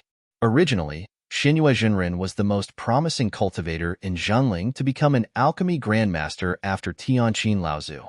However, after the emergence of Lu Ping, Xianyue Zhenren had finally touched the boundary of the grandmaster realm. Xianyue Zhenren shook his head with some doubts and said, "The old man is also not too clear. Just now, it seems that martial nephew Xianyue encountered some trouble at the last moment of opening the furnace, but now it seems that this trouble has been solved by martial nephew Xianyue. After all, martial nephew Xianyue Zhenren's alchemy skills are above the old man. Perhaps the old man guessed wrongly." Hu Lily knew what kind of pill Lu Ping was refining, so she naturally knew the preciousness of the azure wood clear jade pill. Only when the azure wood clear jade fruit was completely refined into 3 azure wood clear jade pills would the cultivator be able to display the best effect after taking it. Inside the secret chamber, Lu Ping's taut heartstrings finally relaxed a little. He had almost failed at the last step. Lu Ping had never thought that he would actually encounter such a rare and strange situation like a spiritual qi furnace explosion. Spiritual qi furnace explosion, in layman's terms, was when there was an excess of spiritual qi in the alchemy furnace, causing the medicinal efficacies of the pills in the alchemy furnace to expand until they were unable to condense and finally exploded. This kind of spiritual qi furnace explosion not only lost the pills in the alchemy furnace, but also because the power of the furnace explosion was too great, the alchemy furnace itself would also suffer serious damage, and even the alchemy master himself would be affected. Usually, when an alchemy master was refining pills, They would often worry about the concentration of spiritual qi in the alchemy furnace being insufficient. In order to smoothly refine pills, they would not hesitate to crush high-grade spirit stones, or even best-grade spirit stones, with the help of the spiritual qi released by the explosion of spirit stones, to make up for the lack of spiritual qi in the alchemy furnace. The spiritual explosion secret technique that Lu Ping had mastered for alchemy was to deal with this kind of sudden situation. However, the spiritual qi furnace explosion was the exact opposite. It was because there was too much spiritual qi in the alchemy furnace, which was a rare occurrence in the process of refining pills. The reason why Lu Ping had encountered such a situation this time was because the spirit meridian in the secret chamber had suddenly merged and condensed. Hu Lily had set up a spirit fusion spell that could shorten the process of the 9 spirit gathering pearls merging into the spirit meridian. Just as Lu Ping was at the final stage of condensing the spirit meridian, 2 of the spirit gathering pearls in the spirit meridian had coincidentally merged into the spirit meridian at the same time, causing the concentration of spiritual qi in the spirit meridian to increase by 2 levels. The spirit meridian in the spirit meridian, which was placed in the middle of the spirit meridian, was so concentrated that it could explode at any time.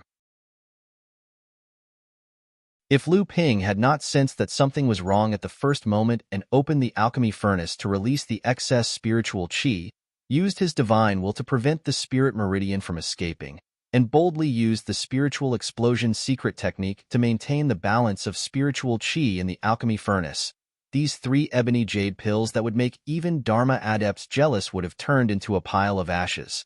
Lu Ping carefully placed the 3 ebony jade pills into the jade essence bottle. Only then did Lu Ping heave a sigh of relief. When he left the secret chamber, he saw Venerable Xianyue and Hu Lily waiting in the cave. Lu Ping paused and felt a little suspicious. However, he quickly smiled and said, "So it's Uncle Xianyue. You are a rare guest." Venerable Xianyue saw Lu Ping's expression and smiled. Old man is not a rare guest, but an uninvited guest. The Elixir Pavilion has some matters to trouble nephew Xianyue. What's wrong? Did you encounter something wrong when you opened the alchemy furnace just now? Lu Ping looked at Venerable Xianyue in surprise. To be able to sense the situation just now and accurately determine that the alchemy furnace was opened, it meant that Venerable Xianyue's alchemy skills were at least at the level of a half-step grandmaster. Of course, if he was a real grandmaster, he would probably say that Lu Ping had encountered a spiritual qi furnace explosion. In that case, Venerable Xianyue was obviously not a grandmaster. However, Lu Ping still congratulated him. "Uncle, you are only 1 step away from the grandmaster level. Congratulations." After saying this, Lu Ping smiled bitterly and said, "Speaking of which, it's really rare. I actually encountered a spiritual qi furnace explosion." Enlightened Master Xian Yu looked at Lu Ping strangely. Then, he chuckled and said, "Other alchemists are afraid that the cauldron won't have enough spiritual energy, so they keep throwing crushed spirit stones into the cauldron. But Martial Nephew, your cauldron is filled with so much spiritual energy that it's about to explode. Hee. I've long heard that Huangli Island is about to become a paradise. If this news spreads out, your Huangli Island will be in the limelight again." The 2 of them chatted for a while. Hu Lily used Huangli Island as an excuse to leave first. Venerable Xianyue then said, "This time, I hope that nephew can preside over the Elixir Pavilion's alchemy exam and serve as the chief examiner." Lu Ping was surprised and said, "How can this be? Our sect's alchemy exam has always been presided over by Fornak's ancestor. How can it be a junior like nephew's turn to embarrass himself?" Venerable Xianyue pointed at Lu Ping and laughed. "Nephew, you are being unreasonable. You are a grandmaster alchemist. How can you not be the chief examiner?" Lu Ping waved his hand and said, "It is not that this disciple is being unreasonable. Even if Fornak's ancestor is not willing to preside over this exam, there is still Tianqin Martial Ant. No matter what, it is not my turn to be the chief examiner. Moreover, other than the chief examiner, there are at least 4 other examiners. Presumably, Martial Ant and the other alchemy grandmasters are all examiners. This disciple is a junior after all. If I become the chief examiner, it would be too childish. It is better not to be the chief examiner."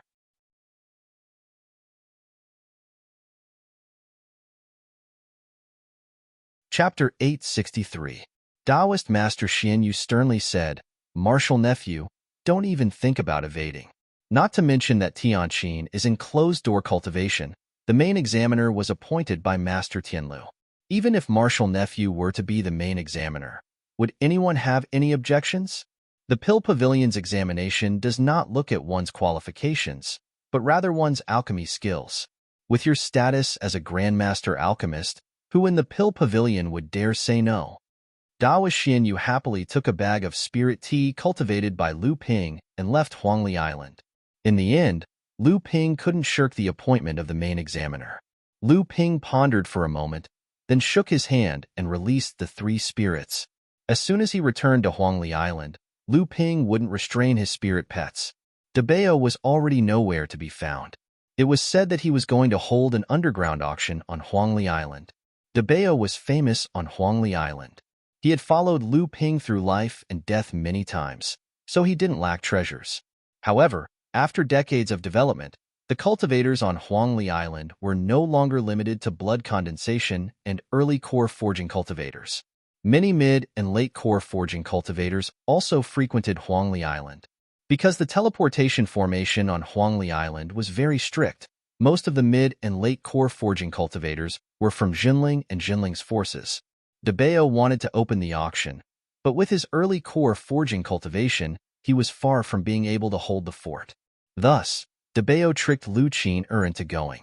Lu Qin's cultivation had already reached the peak of the 7th layer of core forging. Samling was gradually catching up to her, but she was a wind and fire dual cultivator, so her strength wasn't much weaker than Samling's. She could even fight against 8th or 9th layer core forging cultivators, so she could help Dabeo. Daguay, on the other hand, had a calm temperament. After returning to Huangli Island, he slept in the spring in Lu Ping's cave residence. At the same time, he looked after the wooling fish eggs that Lu Ping had placed in the spring to nourish. In the beginning, the 3 of them appeared as Lu Ping's mounts and spiritual pets. Dabao and Daguay weren't high-grade spiritual beasts, and although Lu Qin was talented, she was still enlightened Master Lu Shuangping's identity, so no one dared to covet her. The only ones that gave Lu Ping a headache were the Amethyst Wasp King Lu's Island, Peach Tree Lu Taohua, and Samling. These 5's identities couldn't be revealed in front of others. Otherwise, it would bring great trouble for Lu Ping. Fortunately, Lu Ping still had 3 demon transformation chakrams on him. Therefore, Lu Ping distributed the 3 demon transformation chakrams and let them take turns to use them. Everyone had the opportunity to play on Huangli Island. Originally, he promised Tianlin Laozu that he would give one of the demon transformation chakrams to his teacher. However, Lu Tianling Laozu said that he didn't need it for the time being. When he needed it, he would get it from Lu Ping. Therefore, the 3 demon transformation chakrams were still with Lu Ping. As for Lu Xiaohai, he was only at the late stage of blood condensation. Furthermore, he had the bloodline of the white forehead race. How could Lu Ping let him out to play? Lu Ping had already locked him up and ordered him to cultivate in seclusion. At this time, Lu Taohua and the Amethyst Queen Bee took the demon transformation chakram and followed Dabeo and Lu Qin to prepare for the auction. Although Lu Ping still had a demon transformation chakram, Samling didn't want to be separated, so he had been playing in the Golden House. Lu Ping took out the spirit vein essence milk that he asked Xie Tianyang to exchange from Tianqian Ancient City and threw it into Lu Hai's hands under his joyful expression. Since Lu Ping got this spirit vein essence milk, Lu Hai had been pestering Lu Ping, hoping to get this spirit vein essence milk. He vowed that he would be able to successfully smelt it and achieve a 9th grade golden core. Lu Ping saw that Lu Hai was only concerned about joy, so he said, "I already have the lightning tribulation water here. This spiritual item was originally prepared for you." Unfortunately, high-grade heaven step spiritual items are things that can only be encountered by luck. This time, Tianqian City's spiritual item trade fair only got this water attribute high-grade heaven step spiritual item that is suitable for Lu Hai.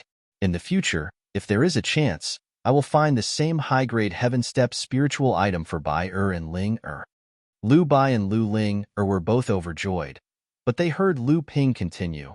"But the 3 of you must not slack off in your cultivation. If you wait until the third time to smelt the spiritual item, it's fine. After all, I still have the forging spirit pill here. If the difference is too great, you can't smelt the high-grade heaven step spiritual item. Then, I will take back the spiritual item. Samling respectfully agreed. Lu Ping nodded with satisfaction and said, there are some things that need to be dealt with. Although Father has released the news that there is no need for the sect's Fa Xianglao to guard, Huangli Island cannot be without a master. The three of you are now the strongest fighting force under Father. If the three of you join forces, you can even fight against a peak core forging cultivator like Sixth Brother Lei. When Father is not on Huangli Island, you must help your martial uncle Black Fox to protect Huangli Island. Samling's expression was one of excitement. After all, he was still a child. Lu Ping's words were undoubtedly a great recognition of the three of them. Even the most popular Lu Bai couldn't help but say, Father, don't worry. Just leave it to us. Lu Ping nodded and handed the remaining demon transformation bracelet to Lu Bai. He said, if there is something that requires your help, don't forget to take back the demon transformation bracelet from Peach Blossom and Zilan. Outside the cave, Lu Ping released a sound-transmitting glyph. Coincidentally, he saw Hu Lily returning to the cave. He told Hu Lily that he was going to be the chief examiner of the Pill Pavilion. Hu Lily frowned and said, our sect's cultivation resources were originally in the hands of Fa Xianglao. Except for some important things, Fa Xianglao can use most of the cultivation resources at will. Now that the sect leader has gathered power, even Fa Xianglao can't use these cultivation resources at will.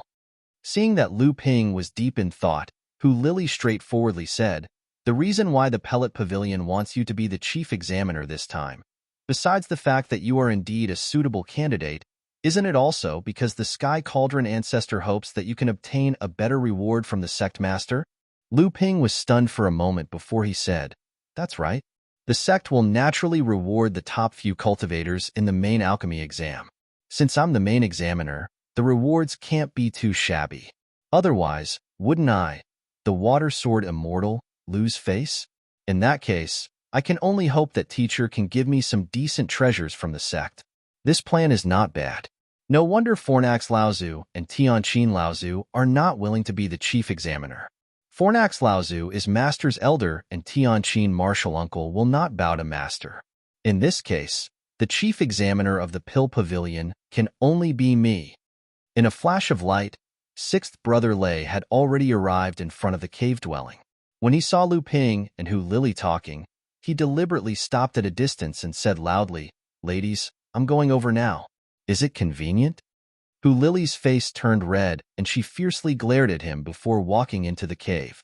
Only then did Sixth Brother Lei walk over to Lu Ping with a smile.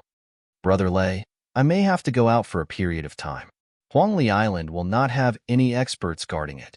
I'll have to trouble Brother Lei to watch over Huangli Island during this period. Sixth Brother Lei nodded and said, don't worry. When Lu Ping was traveling in the Central Plains, he received a lot of help from his good friends in the sect on Huangli Island. However, as the cultivation of these good friends increased, they were now the core strength of the sect and would often be assigned tasks by the sect. Everyone had their own things to do and could not put all of their efforts on Huangli Island. After Tianshu Laozu took over Huangli Island, he plotted to seize control of the island.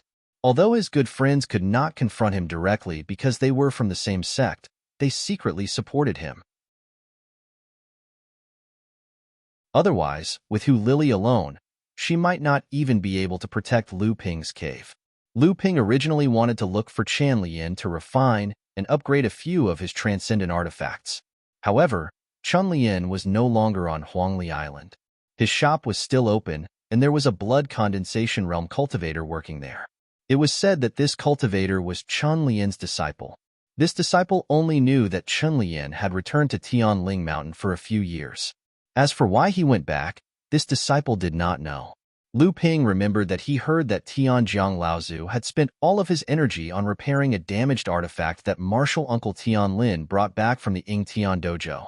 Even the matters of the refining hall were handed over to his disciple.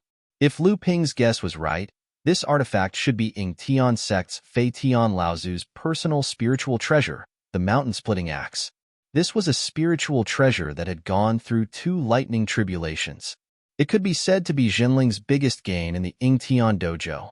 One had to know that Lu Ping had heard from his teacher that in the whole of Jinling, there was only one spiritual treasure that had gone through 2 calamities, which was in the hands of Tian Xiang Laozu.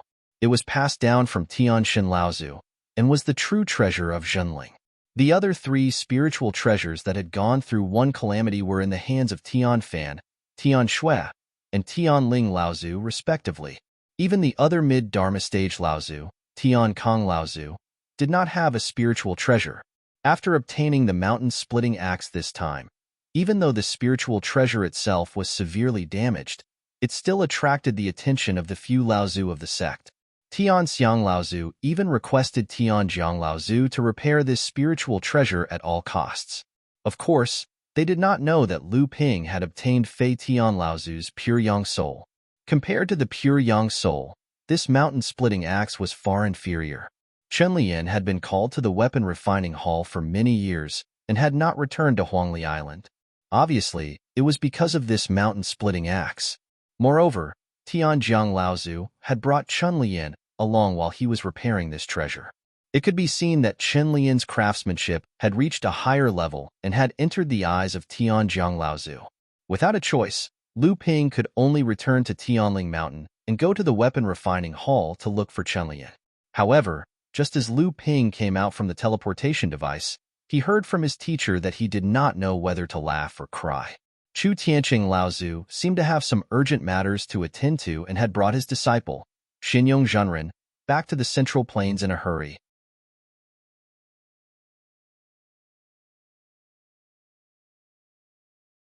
Chapter 864. Lu Tianling Laozu was chatting with spiritual master Xian Xin in the hall of Zhonghua Hua. Lu Ping could only wait in the hall. So, although the scale of Mara's appearance on Frost Island is not small, it is not a critical moment. The sects should still be able to deal with it. Lu Tianling Laozu pondered for a moment before asking spiritual master Xian Xin, who was beside him.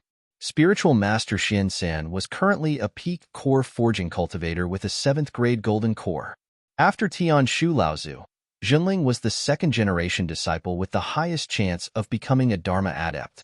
Before this, among Jinling's 2nd-generation disciples, there was Spiritual Master Xian Su, who also had a high chance of becoming a Dharma adept. Lu Ping had seen this Spiritual Master Xian Su on Jiangxia Island before.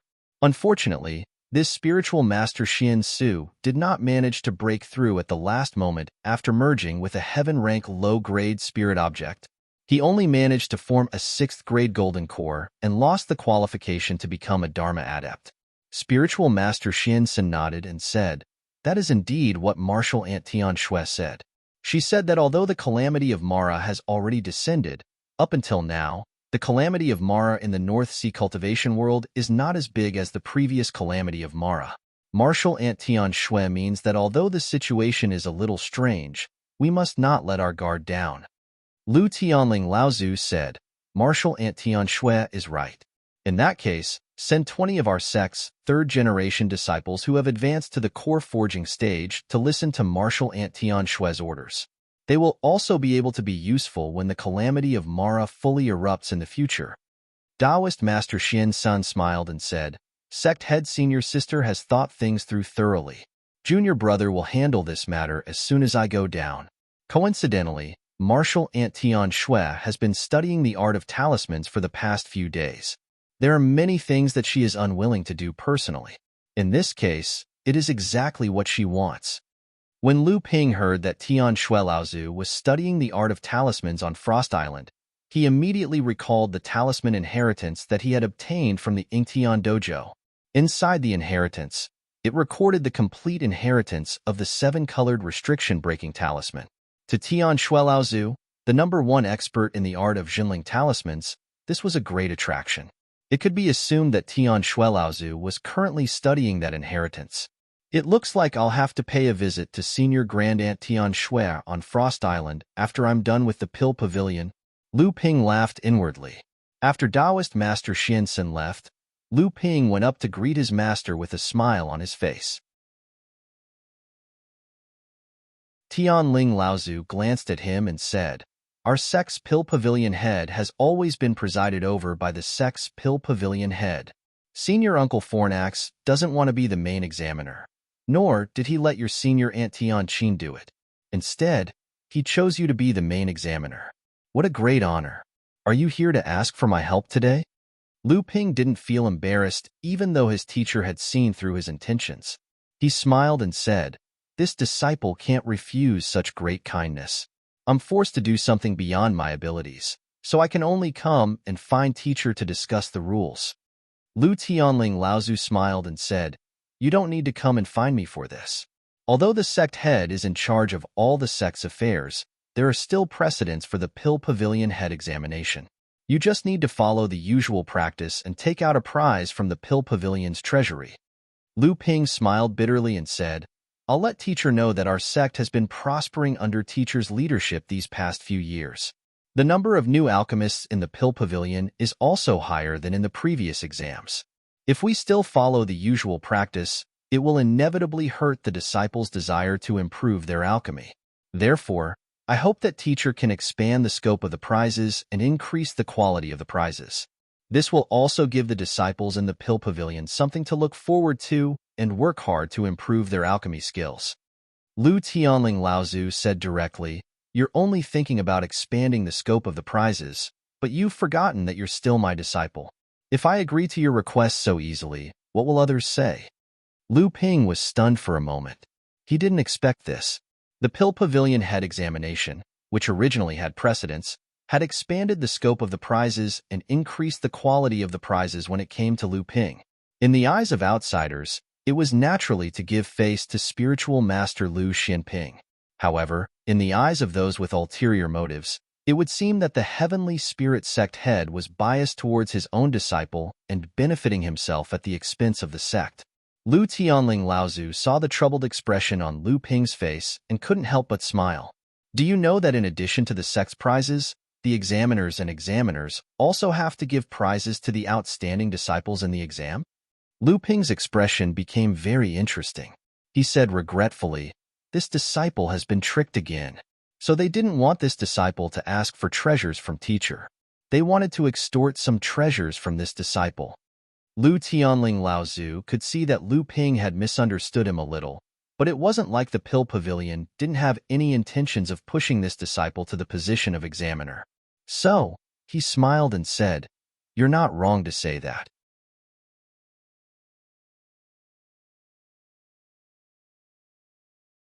It was said that there were already a few alchemists who planned to refine pills for the core forging stage during the examination, establishing their status as master alchemists in one fell swoop. One had to know that currently, the entire Jinling only had 3 Grandmaster Alchemists and 5 Master Alchemists. For the currently rising Jinling, every additional Master Alchemist was a joyous event worthy of celebration. Currently, the entire Pill Pavilion was talking about the rewards for the examination. This examination had the highest number of participants. So did it mean that the scope of the rewards for the entire examination would be expanded? Did it mean that the individual rewards would also be increased? These were the main points of discussion in the Pill Pavilion. Of course, many cultivators in the Pill Pavilion were optimistic about this. They believed that Fornax Laozu had personally appointed enlightened Master Lu Xianping as the main examiner in order to obtain more rewards from Lu Tianling. After all, enlightened Master Lu was the last disciple of Lu Tianling Laozu, so it was only natural for him to favor enlightened Master Lu more. However, there were also cultivators who disapproved of this. They believed that Lu Tianling was now at a critical moment in his control of the sect. Many cultivators in the entire sect were paying attention, and Lu Laozu would definitely treat all the affairs of the sect equally. There was no reason for him to be biased. They believed that enlightened Master Lu would eventually choose to dilute the amount of individual rewards on top of the fixed rewards to expand the scope of the rewards. Not long after, Lu Ping announced in the Pill Pavilion that the total amount of rewards for this examination would increase due to the expansion of the scope of the rewards, but the total amount of individual rewards would not change much. The only difference was that the original reward for the sect would be expanded from the top 5 to the top 10. While the amount of rewards for the 6th to 10th place would be the same. When the news came, although the cultivators in Jinling were somewhat disappointed, it was still reasonable. After all, although Jinling was very prosperous now, it was still very tight on various aspects. It was not easy for enlightened Master Lu Xinping to obtain these rewards. At the same time, it could be seen that the sect leader was indeed selfless, treating even his youngest disciple equally. However, there was immediately another news from the Pill Pavilion. It was said that although the rewards for this examination were mediocre, the master examiners wanted to use this examination to motivate the alchemists in the sect. Therefore, the individual rewards for the examiners would definitely be extremely generous. Once this news was leaked, it immediately spread throughout the whole of Jinling. Almost all the alchemists in Jinling, including the various affiliated forces and families, were eager to get started. Everyone knew that the main examiner, enlightened Master Lu Xinping, was known as the treasure boy in the past, and the treasures he had could be said to be endless. Today, enlightened Master Lu Xinping was a ruthless character who could even beat up a Dharma manifestation cultivator. How could he be lacking in treasures? After hearing these rumors, Lu Ping just laughed it off. These rumors were obviously deliberately spread by the alchemists in the Pill Pavilion. This was to force Lu Ping to spend a lot of money, and it was not without the help of the alchemy masters. Lu Ping could not be bothered to argue with them. On the day of the examination, he would definitely make each and every one of them cut their own flesh with him. At that time, we will see who will suffer more. Lu Ping's light flashed, and he had already arrived at the back mountain of the Pill Pavilion, in front of Fornax Laozu's cave. Although Lu Ping was in charge of the Pill Pavilion, Fornax Laozu was the master of the Pill Pavilion after all. Some things still had to be done by him. Of course, this time, Lu Ping was also here to take advantage of the situation. Although Fornax Laozu could be said to have worked hard for the Pill Pavilion, Lu Ping would not fall into his trap for no reason.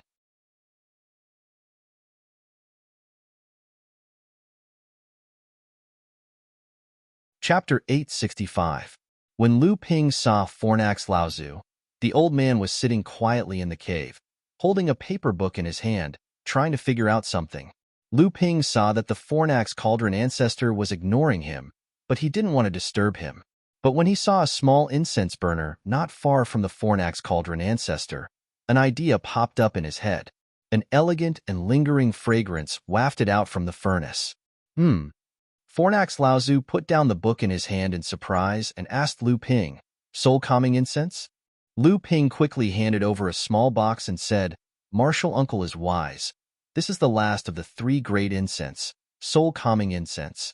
Disciple was lucky enough to get a few pieces in the Middle Earth. I offer them to Martial uncle as a sign of filial piety." There were 3 pieces of soul-calming incense in the small box. Fornax Laozu took it and put it aside. He glanced at Lu Ping and said, I heard that you gave your teacher 3 pieces of soul-calming incense. Why did you drop a grade after getting the old man?" Lu Ping was very embarrassed. He didn't know how this matter was known to the person in front of him, so he quickly said, "Disciple only got a few pieces of soul-calming incense in the Middle Earth. Soul-calming incense is even rarer than soul-calming incense. Disciple had no choice. I can't just give one." He didn't know that after Lu Ping gave Lu Tianling Laozu 3 pieces of soul-calming incense and 3 pieces of soul-calming incense, it caused a small storm among the Jinling Laozu. After Lu Tianling received the soul-calming incense, he happily lit a small piece of soul-calming incense in the hall of Zhonghua. However, he didn't expect Chu Tianqing Laozu to return to the Middle Earth because of his battle with Lu Ping. He was in a hurry to bid farewell to Lu Tianling Laozu, and just barged into the hall of Zhonghua. Elder Chu Tianqing was, after all, a Dharma adept. He had traveled the central mainland for many years and had seen many things. With one look, he recognized that the fragrance wafting through the palace of Zhonghua was one of the 3 famous soul incenses in the training world, the soul-stabilizing incense. This time, the secret couldn't be kept any longer. The few Laozu in Jinling immediately knew that Lu Tianling Laozu had the soul-calming incense. Even Tian Shui Laozu, who was far away on Frost Island, and Tian Kong Laozu, who was on Huanyu Island, also sent a message to ask about the soul-calming incense. In the end, even Tian Xiang Laozu was alerted. Lu Tianling Laozu had no choice but to give up Lu Ping. However, he also secretly set up many ambushes for Lu Ping. Thanks to the incident with Tian Shu Laozu, the other Laozu in the sect didn't want to provoke Lu Ping too much. When they heard Lu Tianling Laozu say that Lu Ping didn't have many soul-calming incense on him, they believed him. After all, it was already very lucky for them to have a few of these rare treasures. If they knew that Lu Ping not only had dozens of soul-calming incense on him, but he also had a few lush soul-calming trees in the House of Gold, even Lu Tianling Laozu himself might not be able to hold himself back. Although the 3 soul-calming incense were rare in Lu Ping's eyes, he didn't cherish them to the point where he needed to alert the few Laozu in the sect. However, what he didn't know was that although the 3 soul-calming incense had the effect of nourishing the divine will, they were mostly used by the practitioners when they were training in seclusion, or when they were trying to understand their techniques. However, the effect of the 3 soul-calming incense on Dharma adepts had been greatly underestimated by Lu Ping. After a practitioner entered the Dharma stage, it was difficult to take another step forward. The foundation of a Dharma adept was naturally on the Dharma stage. The 3 soul-calming incense's effect on the Dharma stage far exceeded Lu Ping's expectations. Not only could it restore the vitality of the Dharma stage, but it could also strengthen the spirituality of the Dharma stage and promote the integration of the divine will and the Dharma stage. Although the 3 soul-calming incense could not directly increase the level of practice of a Dharma adept, the benefits it brought to the Dharma adept could only be gradually shown over time and was irreplaceable. Tianlu Laozu didn't think that Lu Ping was lying. It wasn't because of Tianling Laozu's explanation, but because Tianlu Laozu didn't believe that Lu Ping could have many soul-calming incense on him. Therefore, the 3 soul-calming incense that Lu Ping had brought were very valuable. After all, Tianlu Laozu also knew that no matter what, he could not compare to Tianling Laozu's position in Lu Ping's heart. Tianlu Laozu kept the 3 soul-calming incense and secretly decided that these 3 soul-calming incense must be used when he was in seclusion. If he lit them in the cave like Tianling, not only would it be a waste, but it would also attract other people. Perhaps these 3 soul-calming incense could not be kept. Tianlu Laozu kept the 3 soul-calming incense and looked at the smiling Lu Ping. He said, "Tell me, what do you want?" Lu Ping received the smile and said seriously, "I want a piece of sky hearthstone." Tianlu Laozu was shocked and slapped the small box in front of Lu Ping. He said, take it. This soul-calming incense old man doesn't want it anymore." Lu Ping expected that Tianlu Laozu would refuse, but he didn't think that Tianlu Laozu would refuse so thoroughly. He couldn't help but ask with a smile, "Martial uncle, if this disciple knows the sky hearthstone correctly, there should be 3 pieces in the pill pavilion. It's not too much for this disciple to take one, right?" Tianlu Laozu glared at him and said, "You little brat, what do you know? Our sect has been passed down for 10,000 years, but we have only accumulated these 3 pieces of sky hearthstone. How valuable do you think it is? Not to mention 3 soul-calming incense. Even if you give the old man 3 heaven-rank spiritual objects, I won't exchange it." Seeing Lu Ping's dumbfounded expression, the Fornax Cauldron Grandmaster's face relaxed a little. Then, he thought of something and asked, "Brat, you want the Fornax stones to improve your Na Chuan Cauldron and condense the second enchantment?" The quality of Lu Ping's Na Chuan Cauldron was extremely high. After condensing the first treasure restriction, it was far from reaching its limit. He only needed to smelt 1 sky hearthstone, and he would be able to start condensing the second treasure restriction. Previously, when the Pill Pavilion announced the reward rules of the examination, he went to the Pill Pavilion's treasury to inspect. Now that he was an alchemy grandmaster and the Pill Pavilion's chief examiner, he was naturally qualified to see the Pill Pavilion's wealth. The 3 sky hearthstones were stored in the most important place in the Pill Pavilion. After Lu Ping saw them, he naturally remembered them. That was why he first asked for the sky hearthstone when he saw Tianlu Laozu. Lu Ping knew that the sky hearthstone was precious. After all, it was something that could improve the quality of a pill furnace. How could it be compared to ordinary treasures? But he didn't expect that Tianlu Laozu would care so much about the sky hearthstone. However, thinking that Jinling had only accumulated 3 sky hearthstones after 10,000 years of inheritance, Its preciousness must be far beyond what Lu Ping had expected. So, Tianlu Laozu's previous overreaction was understandable. Lu Ping chuckled and said, "Martial Uncle Master, among the few pill furnaces in our sect, other than this disciple's Na Chuan cauldron, which one can use the sky hearthstone?" Tianlu Laozu was silent when he heard this. Although Jinling had 2 magic treasure-level pill furnaces, other than Lu Ping's Na Chuan cauldron, the quality of the other pill furnace controlled by Tianlu Laozu was far from enough to condense the second treasure restriction.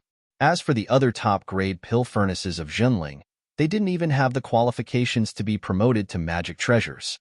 Lu Ping saw that Tianlu Laozu was silent and knew that there was still a chance.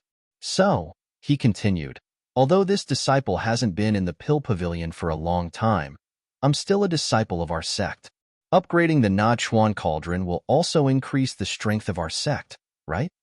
Tianlu Laozu snorted coldly. "Easy for you to say. Do you know how difficult it is to smelt the sky hearthstone? If it's not done properly, this priceless sky hearthstone will be useless. Your Na Chuan cauldron's quality will still not be able to be upgraded. But if the sky hearthstone isn't used, it's just a stone in the end. Even if it's priceless, what use can it have? Isn't it a waste to leave it in the pill pavilion's treasury?" Tianlu Laozu snorted coldly and didn't say anything. Lu Ping thought for a while and said, "How about this disciple use that thing to exchange for it?" Tianlu Laozu snorted coldly and didn't say anything. Lu Ping thought for a while and said, "How about this disciple use that thing to exchange for it?" Tianlu Laozu glanced at Lu Ping and said, "What are you going to exchange for it?" Lu Ping gritted his teeth and stretched out his hand. A scarlet flame quietly jumped in his palm. Tianlu Laozu said in surprise, "You obtained a heaven stage spirit flame. You don't want this thing?" Then, Tianlu Laozu reacted and said, "Kid, you got a heaven stage spirit flame. You don't want this thing?" Lu Ping put the scarlet spirit flame in a jade box and pushed it in front of Tianlu Laozu. He said, "Martial Uncle, this is a heaven stage spirit flame. The scarlet spirit flame is a spirit flame that's more suitable for alchemy. It's enough for a pill master to use until the Grandmaster realm." The Fornax ancestor snorted angrily. "I've said before that the Fornax stone is extremely precious. It wouldn't be an exaggeration to exchange it for 3 heaven-class spirit items. You want to exchange it for a superior earth-class spirit fire?" Lu Ping smiled and said, "The sky hearthstone is rare, but its true value may not be worth 3 heaven-stage spirit objects. Moreover, didn't this disciple give you 3 pieces of soul incense as a show of respect?" Seeing that Tianlu Laozu was about to explode again, Lu Ping hurriedly said, "Of course, the soul incense is a show of respect to you, so it doesn't count. However, this disciple has decided to spend a lot of money for the Pill Pavilion's head exam. Seeing that this disciple wants to contribute to the sect, Martial Uncle, please be magnanimous and give the sky hearthstone to this disciple." Tianlu Laozu felt a headache coming on from Lu Ping's pestering. He helplessly waved his hand and said, "Get lost, get lost. The Pill Pavilion's treasures need your master's permission before you can borrow them. Moreover, the sky hearthstone is such a treasure. Don't bother the old man." Lu Ping was overjoyed. As long as Tianlu Laozu agreed, his master would absolutely not object. He smiled and said, "Then this disciple will leave." "Wait." Tianlu Laozu looked at the red spirit flame on the table and asked, "What kind of spirit flame do you use for alchemy now? If it's not convenient, you can use this red spirit flame first." Lu Ping was grateful in his heart, but his face was still smiling. He spread out his palm again, and the silver spirit flame burned like a quietly flowing river, giving people a very strange feeling. Silver spirit flame? You even managed to get your hands on such a good thing? Tianlu Laozu looked at the slowly fluctuating flame in Lu Ping's hand with a trace of envy in his eyes. Just as Lu Ping was about to leave Tianlu Laozu's cave, he suddenly heard Tianlu Laozu say behind him, "It's not easy to smelt the sky hearthstone. In our sect, other than the Na Chuan cauldron, I'm afraid no other pill furnace has the qualifications to upgrade it. You should take another sky hearthstone as a backup, just in case something unexpected happens."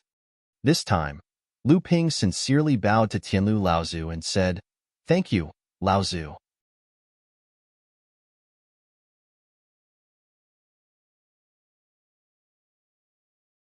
Chapter 866. Truth be told, Zhenling had an even more precious pill furnace. It was the mountain and river cauldron that Tian Lin Laozu had snatched from Ying Tian Dojo.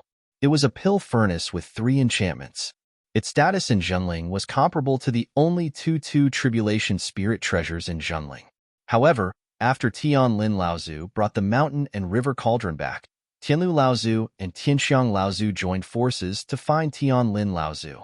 The 3 of them discussed something. In the end, Tianxiang Laozu took the mountain and river cauldron away, while Tian Lin Laozu issued a gag order to everyone who entered Ying Tian Dojo with him. Even Lu Ping, who was far away in Central Plains, received the order. Although Lu Ping felt that there was something fishy about this, he knew how attractive the mountain and river cauldron was to alchemists. How could Tianlu Laozu resist the temptation? However, since Tianlu Laozu did not say anything, Lu Ping did not have the right to say anything. After going through the motions with Laozu, Lu Ping retrieved 2 sky hearthstones from the Pill Pavilion's treasury. Lu Ping was in a good mood. Without further ado, he went to the artifact refining hall to find Qinlian.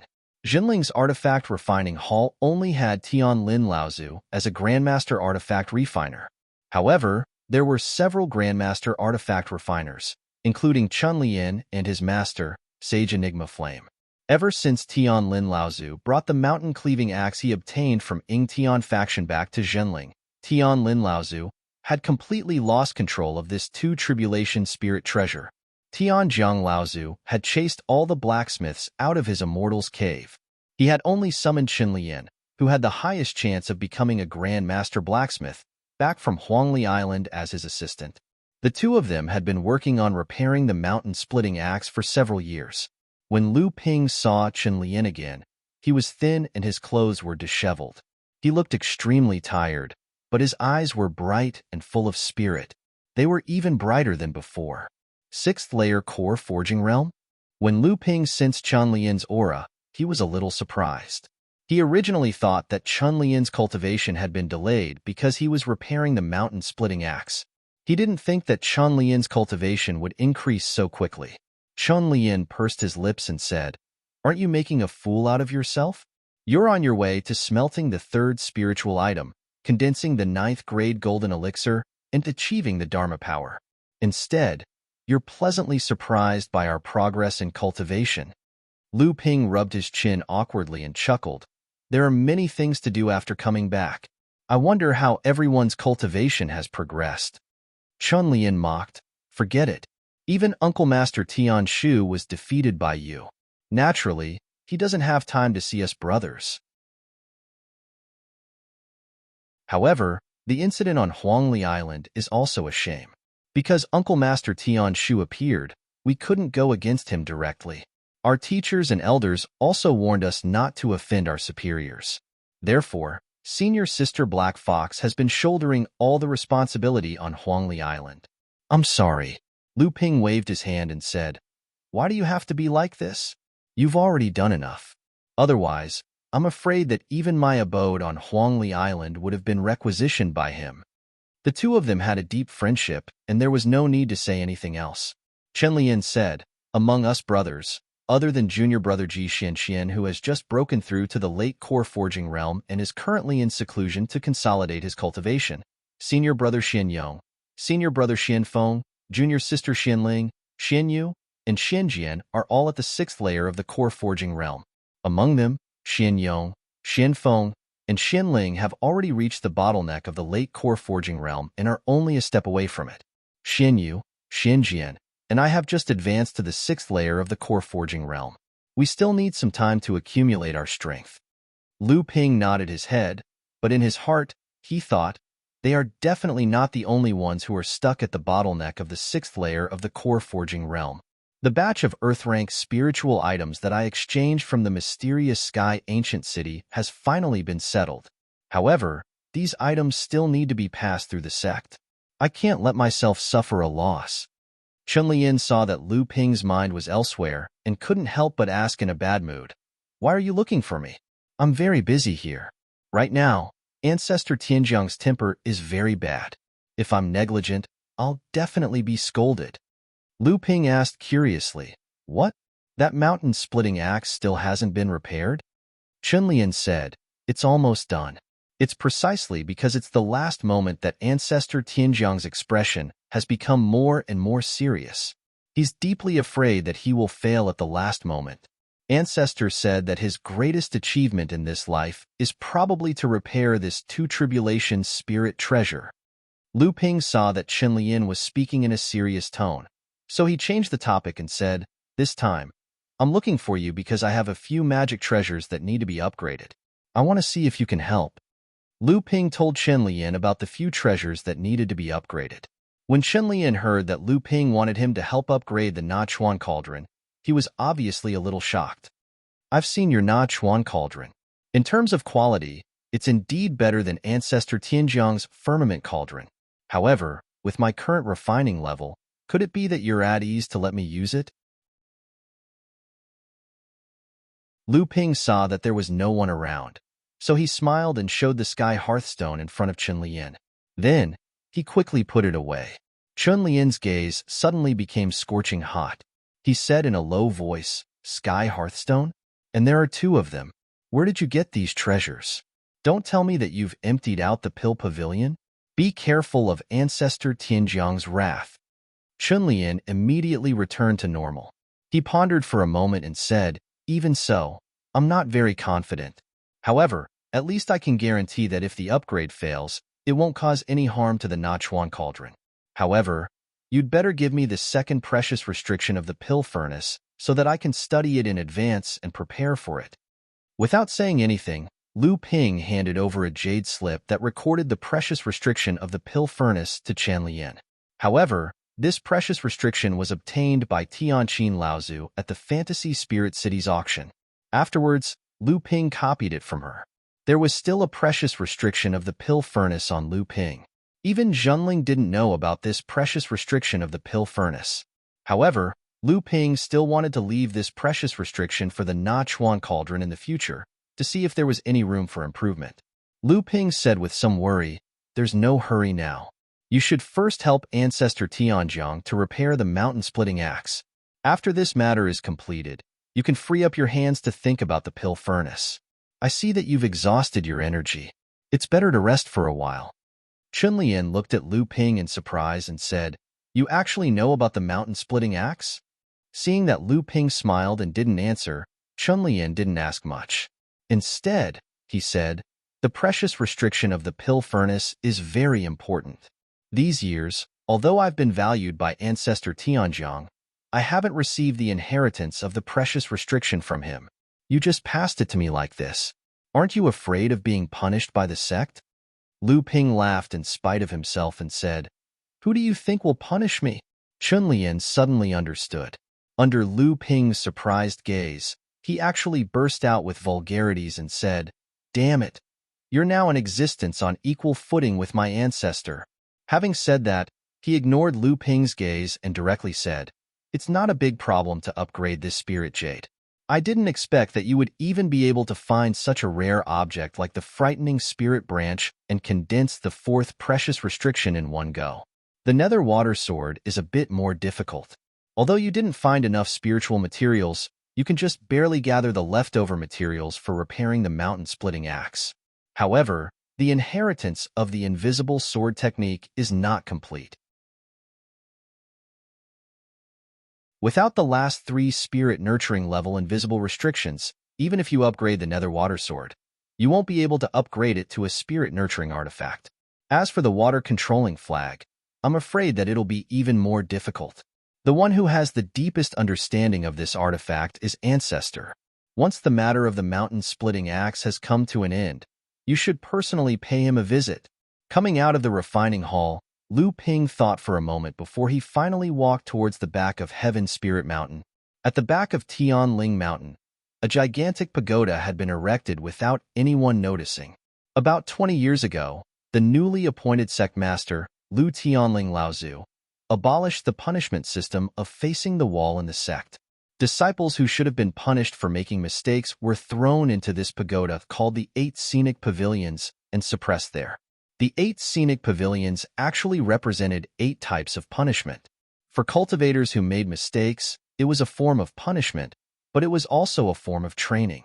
However, this kind of training was relatively extreme, and the results were also relatively slow. So far, the disciple who had received the most severe punishment in Jinling was only suppressed by the 8 Scenic Pavilions for 5 years.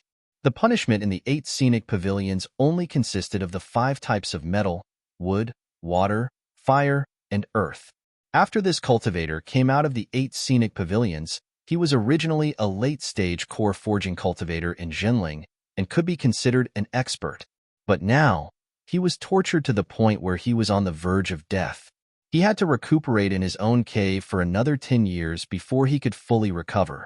In total, this caused the cultivator to lose 15 years of cultivation. This result caused everyone in Jinling to keep quiet about the 8 Scenic Pavilions. However, after the cultivator recovered, he discovered that his body had improved a lot compared to before. But compared to the 15 years of cultivation that he had wasted, the gains did not make up for the losses. At the same time, the 8 Scenic Pavilions was also a training ground for Jinling. The 8 Scenic Pavilions was a treasure that was in between an ordinary magic treasure and a heavenly grotto heaven magic treasure. Each of the 8 floors could be transformed into a training ground.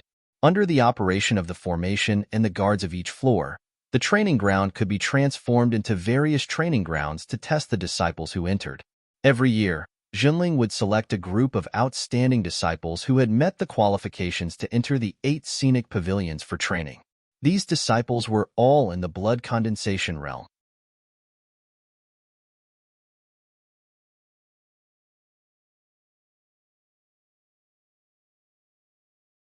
Chapter 867. Tian Fanlaozu's appearance caused Lu Ping to stop in his tracks. You don't seem surprised by the old man's arrival. Yes. Patriarch Tian Fan and Lu Ping only exchanged a single word before falling silent. The two of them immediately fell into silence. After a while, Tian Fanlaozu sighed and said, "Old man thanks you for Tian Shu." Lu Ping said, "You're too kind, granduncle. I've already tried my best." If there was someone else at the side, they would definitely be confused by the conversation between the two. However, Lu Ping knew that Tian Fanlaozu was thanking him because Lu Ping could have severely injured or even killed Tian Shu Laozu. All he needed was an excuse in a moment of desperation.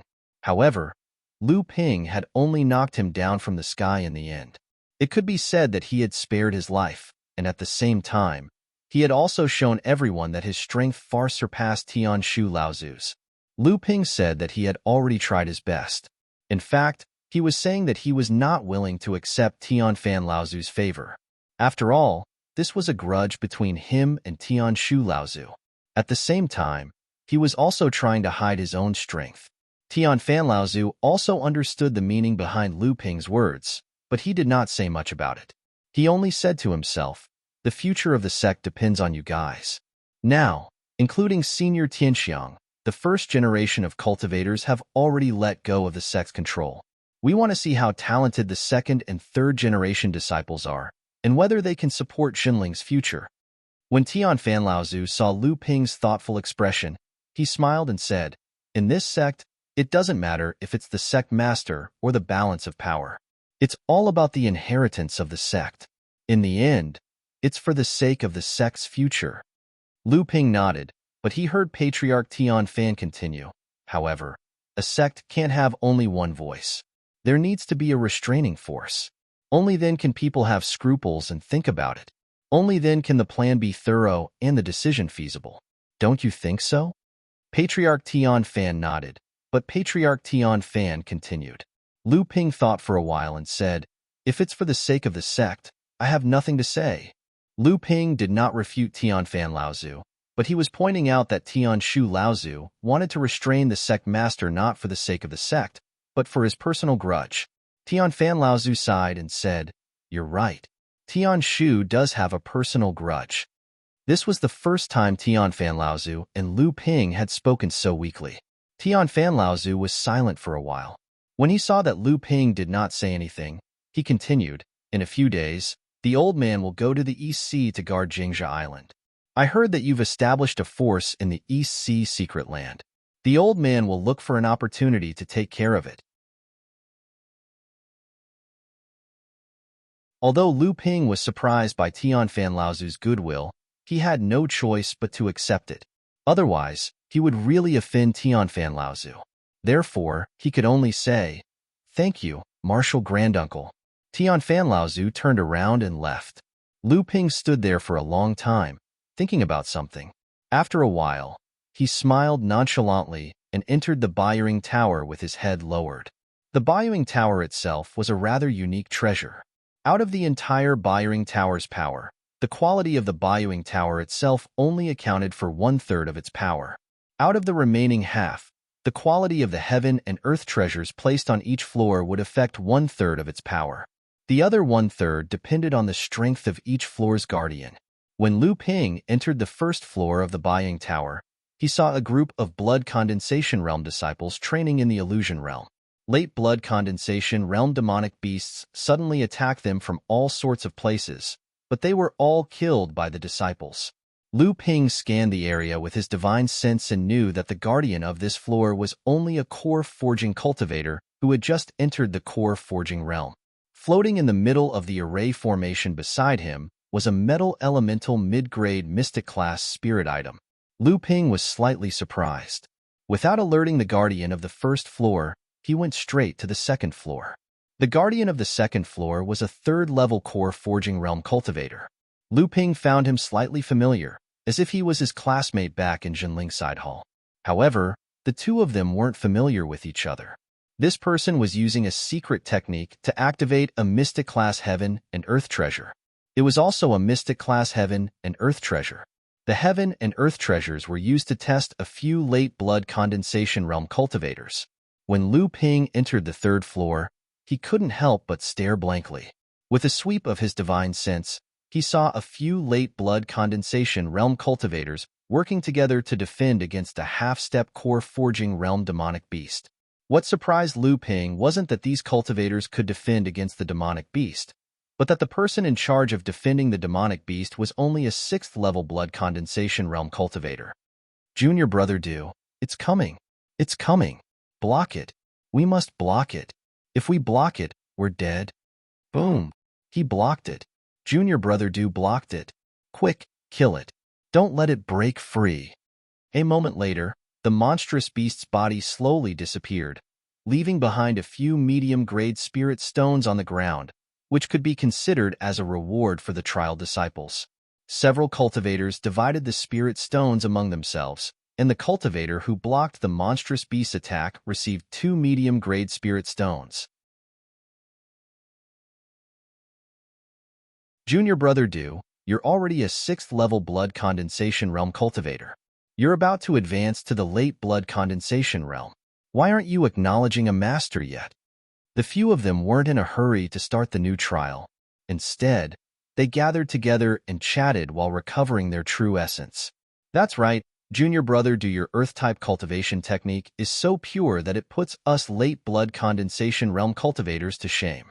You were actually able to block an attack from a peak blood condensation realm demonic beast. With this kind of cultivation, if you attend the apprenticeship ceremony, the sect's enlightened masters will definitely fight for you. Hee, you guys still don't know, right? I heard from my master that Junior Brother Do has already attracted the attention of the sect's 3rd-generation enlightened masters. There are even a few martial uncles who want to take Junior Brother Do as a disciple. However, they're stopped by enlightened master Lu Xianyuan. No one can do it. Enlightened master Lu Xianyuan? Oh my god, is that true? He's a late core forging enlightened master, a famous expert among the sect's 3rd-generation disciples. I heard that he's close friends with the Water Sword Immortal, enlightened master Lu Xianping. Junior Brother Do, don't tell me that enlightened master Lu has taken a fancy to you and is preparing to take you as a disciple? That makes sense. Enlightened master Lu Xuanyuan's master is Gua Tianshan Laozu, and he already has an Earth-type cultivation technique. Since you're also cultivating an Earth-type cultivation technique, it'll be of great help to your future growth. But what's strange is, if that's the case, why doesn't enlightened Master Lu Xinyuan take you as a disciple? Could it be that enlightened Master Lu Xinyuan is going to be like enlightened Master Lu Xinping, refusing to pass on his legacy to a disciple until now? Junior Brother Du's expression was originally calm. Only when he heard the words Water Sword Immortal, Lu Xinping, did his expression brighten a little. When Lu Xuanping's name was mentioned, the atmosphere of the group of disciples was clearly stirred up. Have you heard? That Sword Azura went to Frost Island again. Really? That Wang Qi who wanted to become enlightened Master Lu Xuanping's disciple, the one who once killed a core forging Azura, and is only one step away from entering the core forging realm? Didn't he always follow enlightened Master Sword Demon Du Xianfeng around the North Sea to challenge others? Why did he go to Frost Island again? It's said that he's about to enter the core forging realm. This time, he didn't even pay a visit to enlightened Master Lu Xinping when he returned to the North Sea. Other than him, it's said that there's another alchemist in the Pill Pavilion called Tian Yu. He still hasn't taken enlightened Master Lu Xinping as a disciple.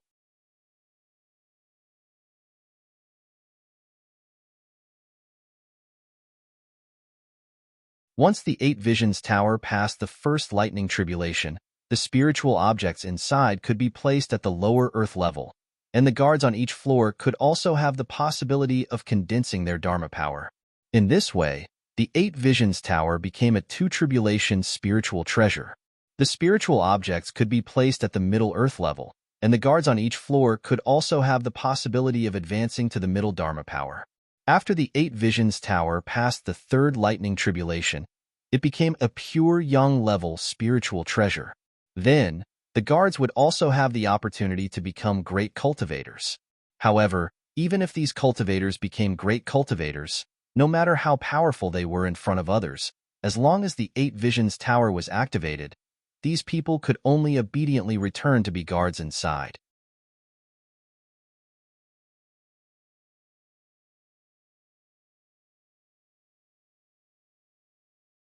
Chapter 868.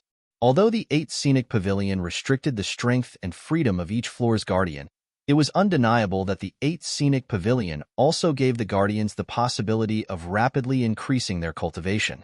Some cultivators who had reached a bottleneck but had yet to surpass the 8th stage of the core forging stage could take the opportunity to break through and reach a higher stage if they volunteered to become guardians of the 8th Scenic Pavilion. Moreover, some cultivators who had no hope of reaching the Dharma stage might have the possibility of advancing to the Dharma stage as the 8th Scenic Pavilion became a spiritual treasure. Naturally, that was only a possibility.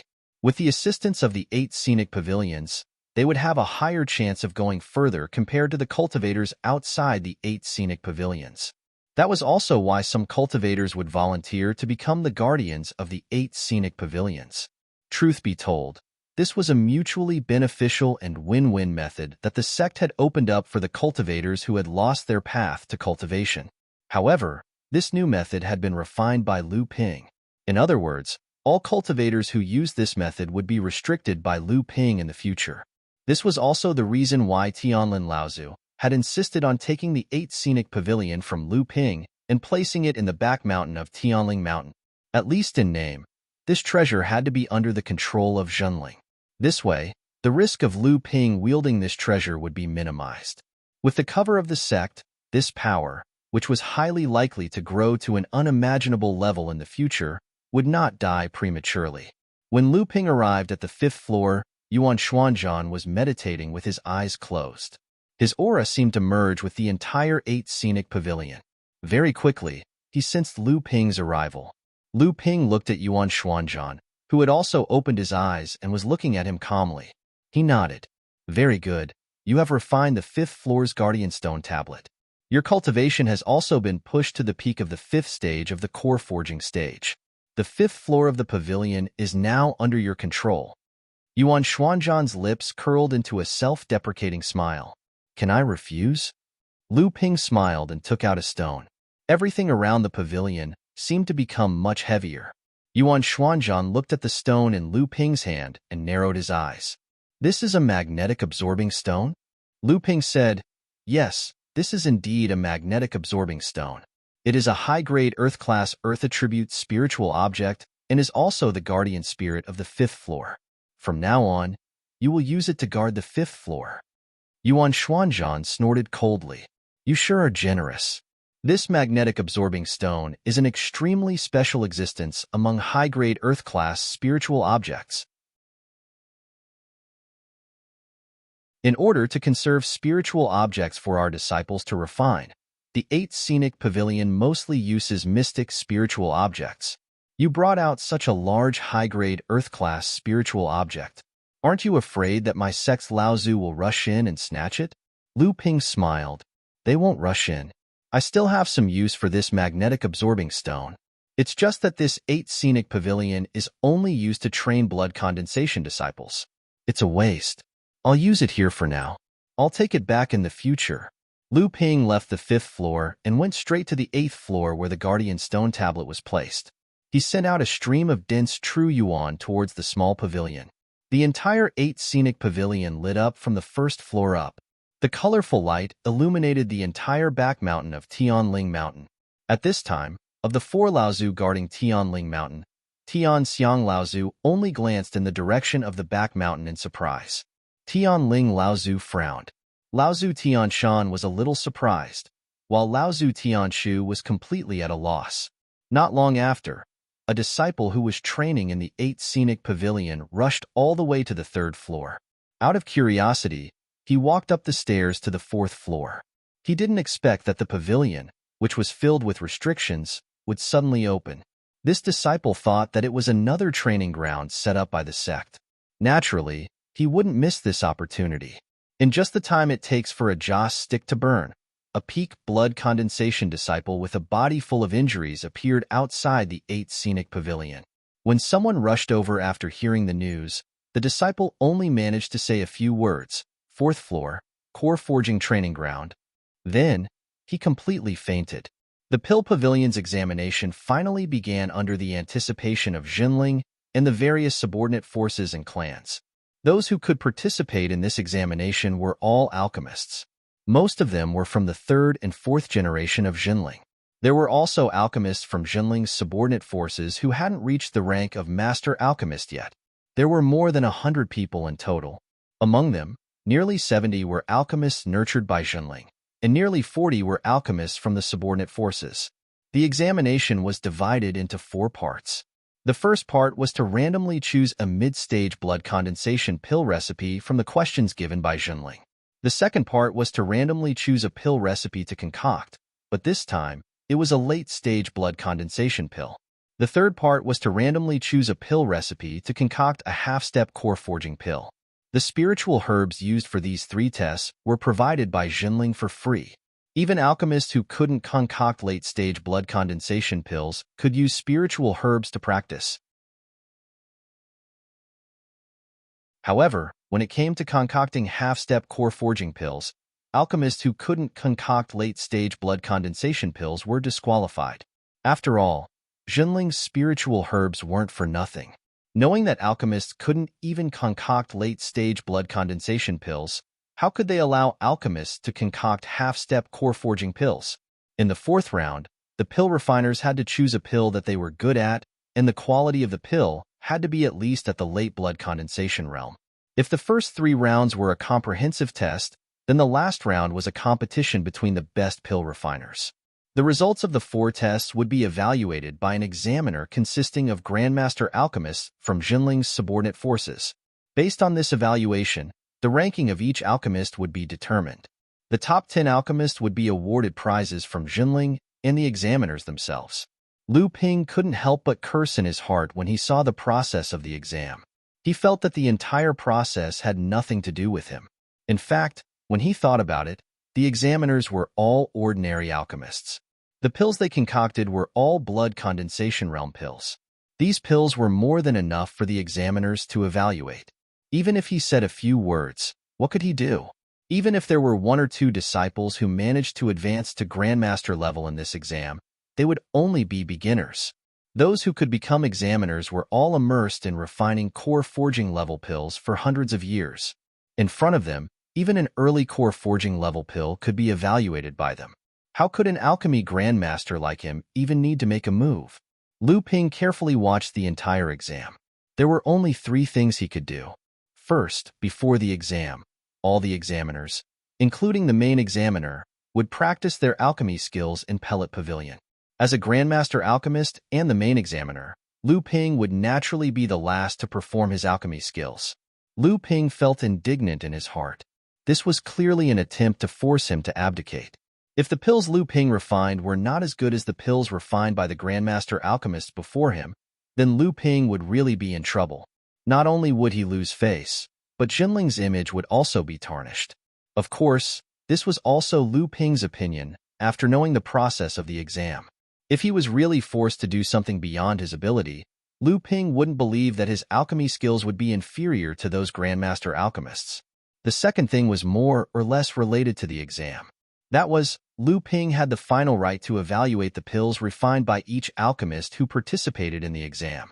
In other words, Lu Ping had the power to decide the final result of each alchemist in the exam. This seemed to be powerful, but in fact, as mentioned before, when the real evaluation of these pills began, there was no need for Lu Ping. The level of those grandmaster alchemists was enough. Lu Ping was at best a decoration. He couldn't frequently agree with those grandmaster examiners. Otherwise, where would Lu Ping put his face as an alchemist grandmaster? Of course, it was not that there was no opportunity for Lu Ping to perform. If during the process of alchemy, someone refined a pill of similar quality and quantity, at this time, Lu Ping, as the chief examiner, would have to step forward. However, such an opportunity was almost impossible in Lu Ping's opinion. The third thing was just an opportunity to highlight the existence of Lu Ping, and that was to award the top 10 alchemists. This opportunity was grand because of his identity as a grandmaster, but in Lu Ping's view, it was completely exchanged with his own treasures. Lu Ping did not forget that in addition to the rewards from the sect, all the examiners had to give out their own rewards. And as a grandmaster, Lu Ping was the most miserable one. Now, Lu Ping was in the square of the Pill Pavilion, watching many alchemists, as well as many cultivators from Jinling and various affiliated forces and families who came to watch the exam, cheering because of Lu Ping's appearance. Especially the disciples of Jinling, they worshipped Lu Ping like an idol, which made Lu Ping feel at a loss. Lu Ping looked around and saw that there were a few seats in the east, west, and south of the square, all of which were reserved for the examiners. Among them, there were 3 seats in the south, and the most conspicuous one was the chief examiner of this exam, the alchemist grandmaster sage Lu Xianping. The square of the Pill Pavilion was evenly divided into 108 areas, and each area was occupied by an alchemist participating in the exam. Among them, about 80 alchemists had their own alchemy furnace, and the remaining alchemists would apply to Jinling. Jinling would provide alchemy furnaces from the underground pill room of the Pill Pavilion for them to use in the exam. However, these alchemy furnaces were all low-grade magic artifacts, and the alchemists participating in the exam mainly used low-grade magic artifacts. In the entire exam, including the chief examiner, Lu Ping, there were a total of 9 examiners.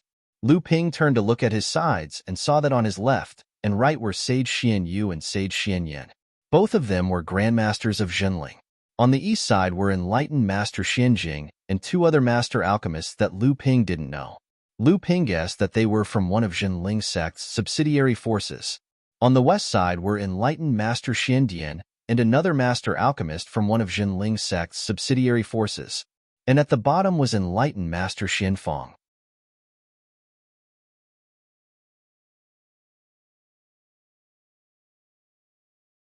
Chapter 869. Lu Ping looked at the hundreds of alchemists in the square. 2/3 of them were using low-grade cauldrons, and less than 1/3 were using mid-grade cauldrons. As for high-grade cauldrons, none of them were using high-grade ones. In the North Sea, there was an unspoken rule that only Grandmaster alchemists could use high-grade pill furnaces. Moreover, most of the North Sea's Grandmaster alchemists only had a mid-grade pill furnace. If they wanted to refine high-grade pills, they would sometimes have to ask for help from forces that had high-grade pill furnaces. Fortunately, these Grandmaster alchemists had high statuses. Generally, as long as they asked for help, the major forces and families would rarely refuse. Even in the Pill Pavilion, Tianlu Laozu would sometimes agree to use Zhenling's high-grade pill furnaces for those grandmaster alchemists who were on good terms with him. Looking at this scene, Lu Ping could not help but lament the poverty of the North Sea's cultivation world. He thought back to the time when he participated in the Northern Alliance's alchemy conference in the East Sea. There were many blood condensation cultivators who had not even succeeded in refining core forging pills. Many of them used high-grade pill furnaces, and some even used top-grade pill furnaces.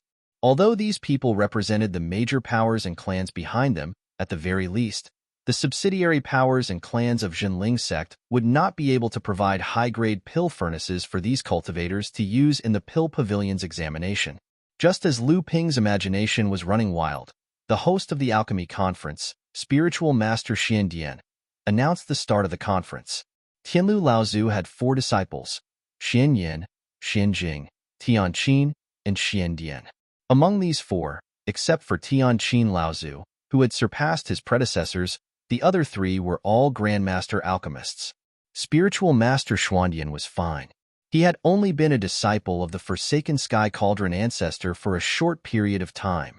His knowledge of the enmity between the Sky Zither ancestor and the Heavenly Spirit ancestor was very vague.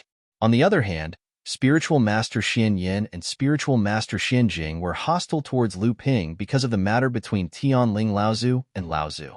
Especially in this Pill Pavilion's examination, Lu Ping was sitting at the head of the table. Moreover, he was one of the only 2 third-generation disciples among the 9 Grandmaster alchemists. This made Spiritual Master Xian Yin, who sat next to Lu Ping, and Spiritual Master Xian Jing, who sat to the east, felt very uncomfortable. But the 2 had no choice but to endure. Lu Ping's position as the pavilion head proctor was personally appointed by the Forsaken Heavenly Cauldron's cultivation base and alchemy skills. Even if the 2 were dissatisfied, they had to admit that they couldn't compare to Lu Ping in either.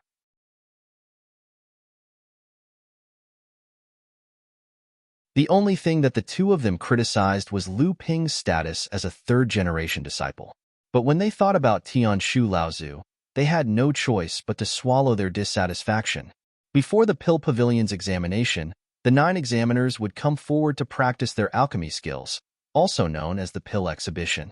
Although it was before the examination, it was indeed one of the highlights of the entire examination. At this time, a large number of cultivators from Zhenling and its affiliated forces had gathered outside the Pill Pavilion square. Among them, there were also many alchemists who had not participated in the examination. Most of them were Zhenling's second-generation disciples. Most of them had come for the pill exhibition before the examination. The first to go on stage was Zhenling's alchemy grandmaster. Among the third-generation disciples, he was second only to Grandmaster Lu Xinping, Taoist Master Xian Fong. Taoist Master Xian Fong took out a small bag from his waist. This was a storage bag specially used by Taoist Master Xian Fong to store his alchemy furnace. Taoist Master Xian Fong shook the storage bag, and a square alchemy furnace floated out of the bag. Dang! The 3 feet tall alchemy furnace fell on the square and made a crisp sound when it hit the bluestone on the ground. Lu Ping was very familiar with this alchemy furnace.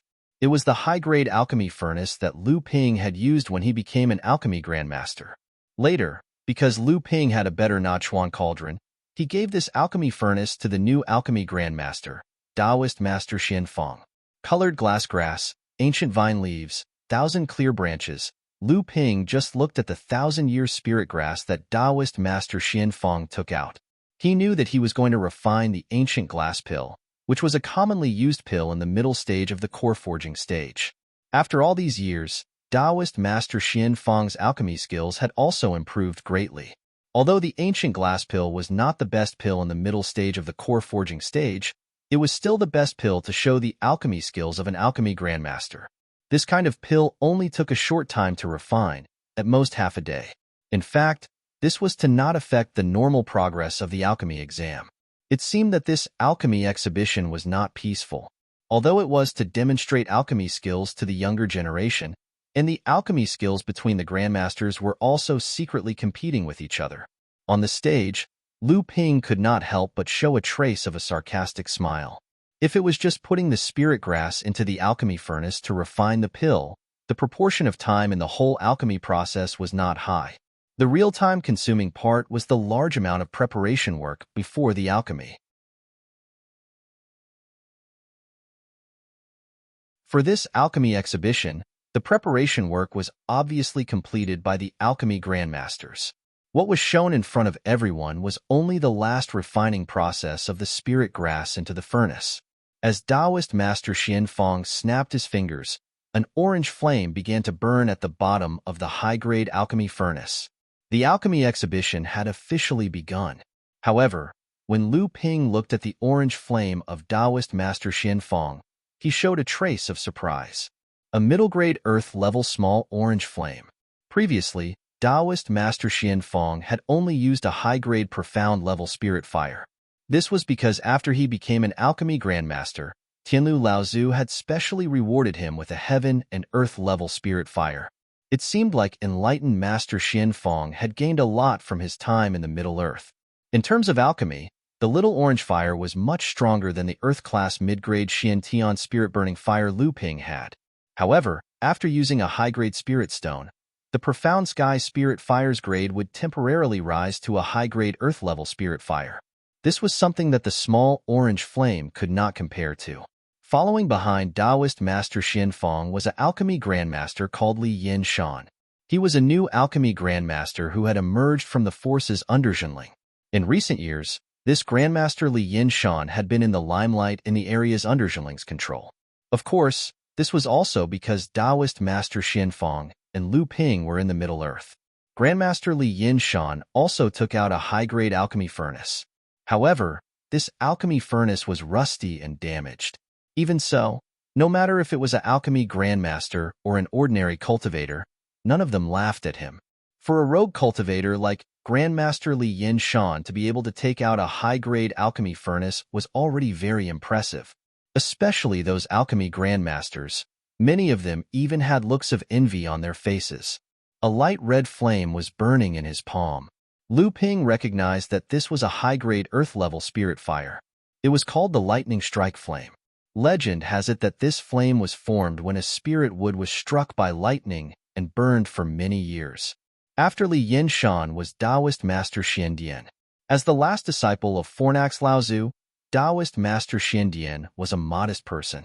The heaven and earth-level spirit fire he used was also a mid-grade earth-level spirit fire. Next were two alchemy grandmasters from other forces.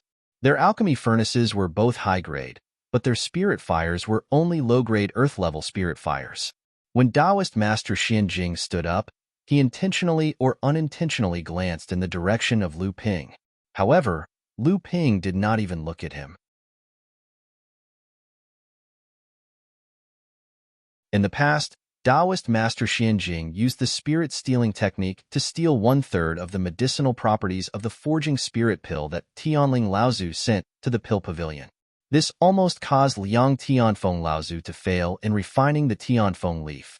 At that time, it was thanks to Lu Ping that he had mastered the refining method of the minor forging spirit pill, which helped Liang Tianfeng Laozu condense a good 7th-grade golden pill.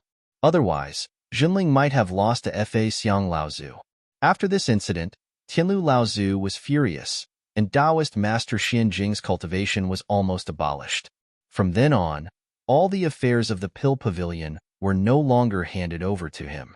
However, although Taoist Master Xianjing's character and cultivation were not good, his alchemy skills were really brilliant. Not to mention the ingenuity of the spirit-stealing technique. Just by looking at the disciple he taught, Taoist Master Xianfeng, and his status among the third-generation disciples of the pill pavilion, it could be seen that this person had real skills. If it were not for a monstrous genius like Lu Ping and Zhenling, Taoist Master Xianfeng would have become an existence that could call the wind and summon the rain among the third-generation disciples of Zhenling. Taoist Master Xianjing used one-third of the stolen forging spirit pill to successfully refine a middle-grade earth-level spirit object. After advancing to the late stage of core forging, his alchemy skills had really improved. A pill furnace appeared on the square of the pill pavilion in front of Lu Ping, who looked as if he had seen a ghost. Not only Lu Ping, but the other alchemy grandmasters present were also shocked. The cultivators watching the scene even exclaimed. Taoist Master Xianjing, actually took out a top-grade pill furnace. The cultivators outside the square naturally marveled at the appearance of a top-grade pill furnace, but Lu Ping and the others were greatly surprised, because they all recognized this top-grade pill furnace. It was the pill furnace used by Tianqin Laozu on a daily basis. They didn't expect that he would actually ask for it from Tianqin Laozu. The only person in the square who was not surprised was Taoist Master Xian Yan. Among the 4 disciples of Tianlu Laozu, Taoist Master Xian Jing had the best relationship with Tianqin Laozu. Although Taoist Master Xian Jing's character was somewhat flawed and narrow-minded, but it was undeniable that his protection of Tianqin Laozu came from the bottom of his heart. When Tianqin Laozu entered Tianlu Laozu's tutelage, she was still a little girl, and Taoist Master Xian Jing protected her like an elder brother. When it came to the friendship between Tianlu Laozu's disciples, the relationship between Tianqin Laozu and Taoist Master Xian Jing was the deepest. Taoist Master Xian Yan was not surprised that Taoist Master Xian Jing was able to ask Tianqin Laozu for a top-grade pill furnace. A mid-grade earth-level heaven and earth spirit fire. This was the mid-grade earth-level heaven and earth spirit fire that Taoist Master Xian Jing had refined when he had advanced to the late core forging stage. In addition to the high-grade earth-level heaven and earth spirit fire that he had refined when he had advanced to the mid-core forging stage, the quality of this heaven and earth spirit fire was almost at the same level. Lu Ping looked at the spirit herbs that Taoist Master Xian Jing took out and couldn't help but raise his eyebrows. The illusionary pill was an elixir of the highest quality among the late core forging stage elixirs. The difficulty of refining it was also quite high. Usually, if an alchemist could successfully refine this kind of elixir, it usually meant that he or she had the qualifications to refine elixirs that were half a step into the Dharma realm. He didn't expect that Taoist Master Xian Jing's alchemy skills would improve so quickly.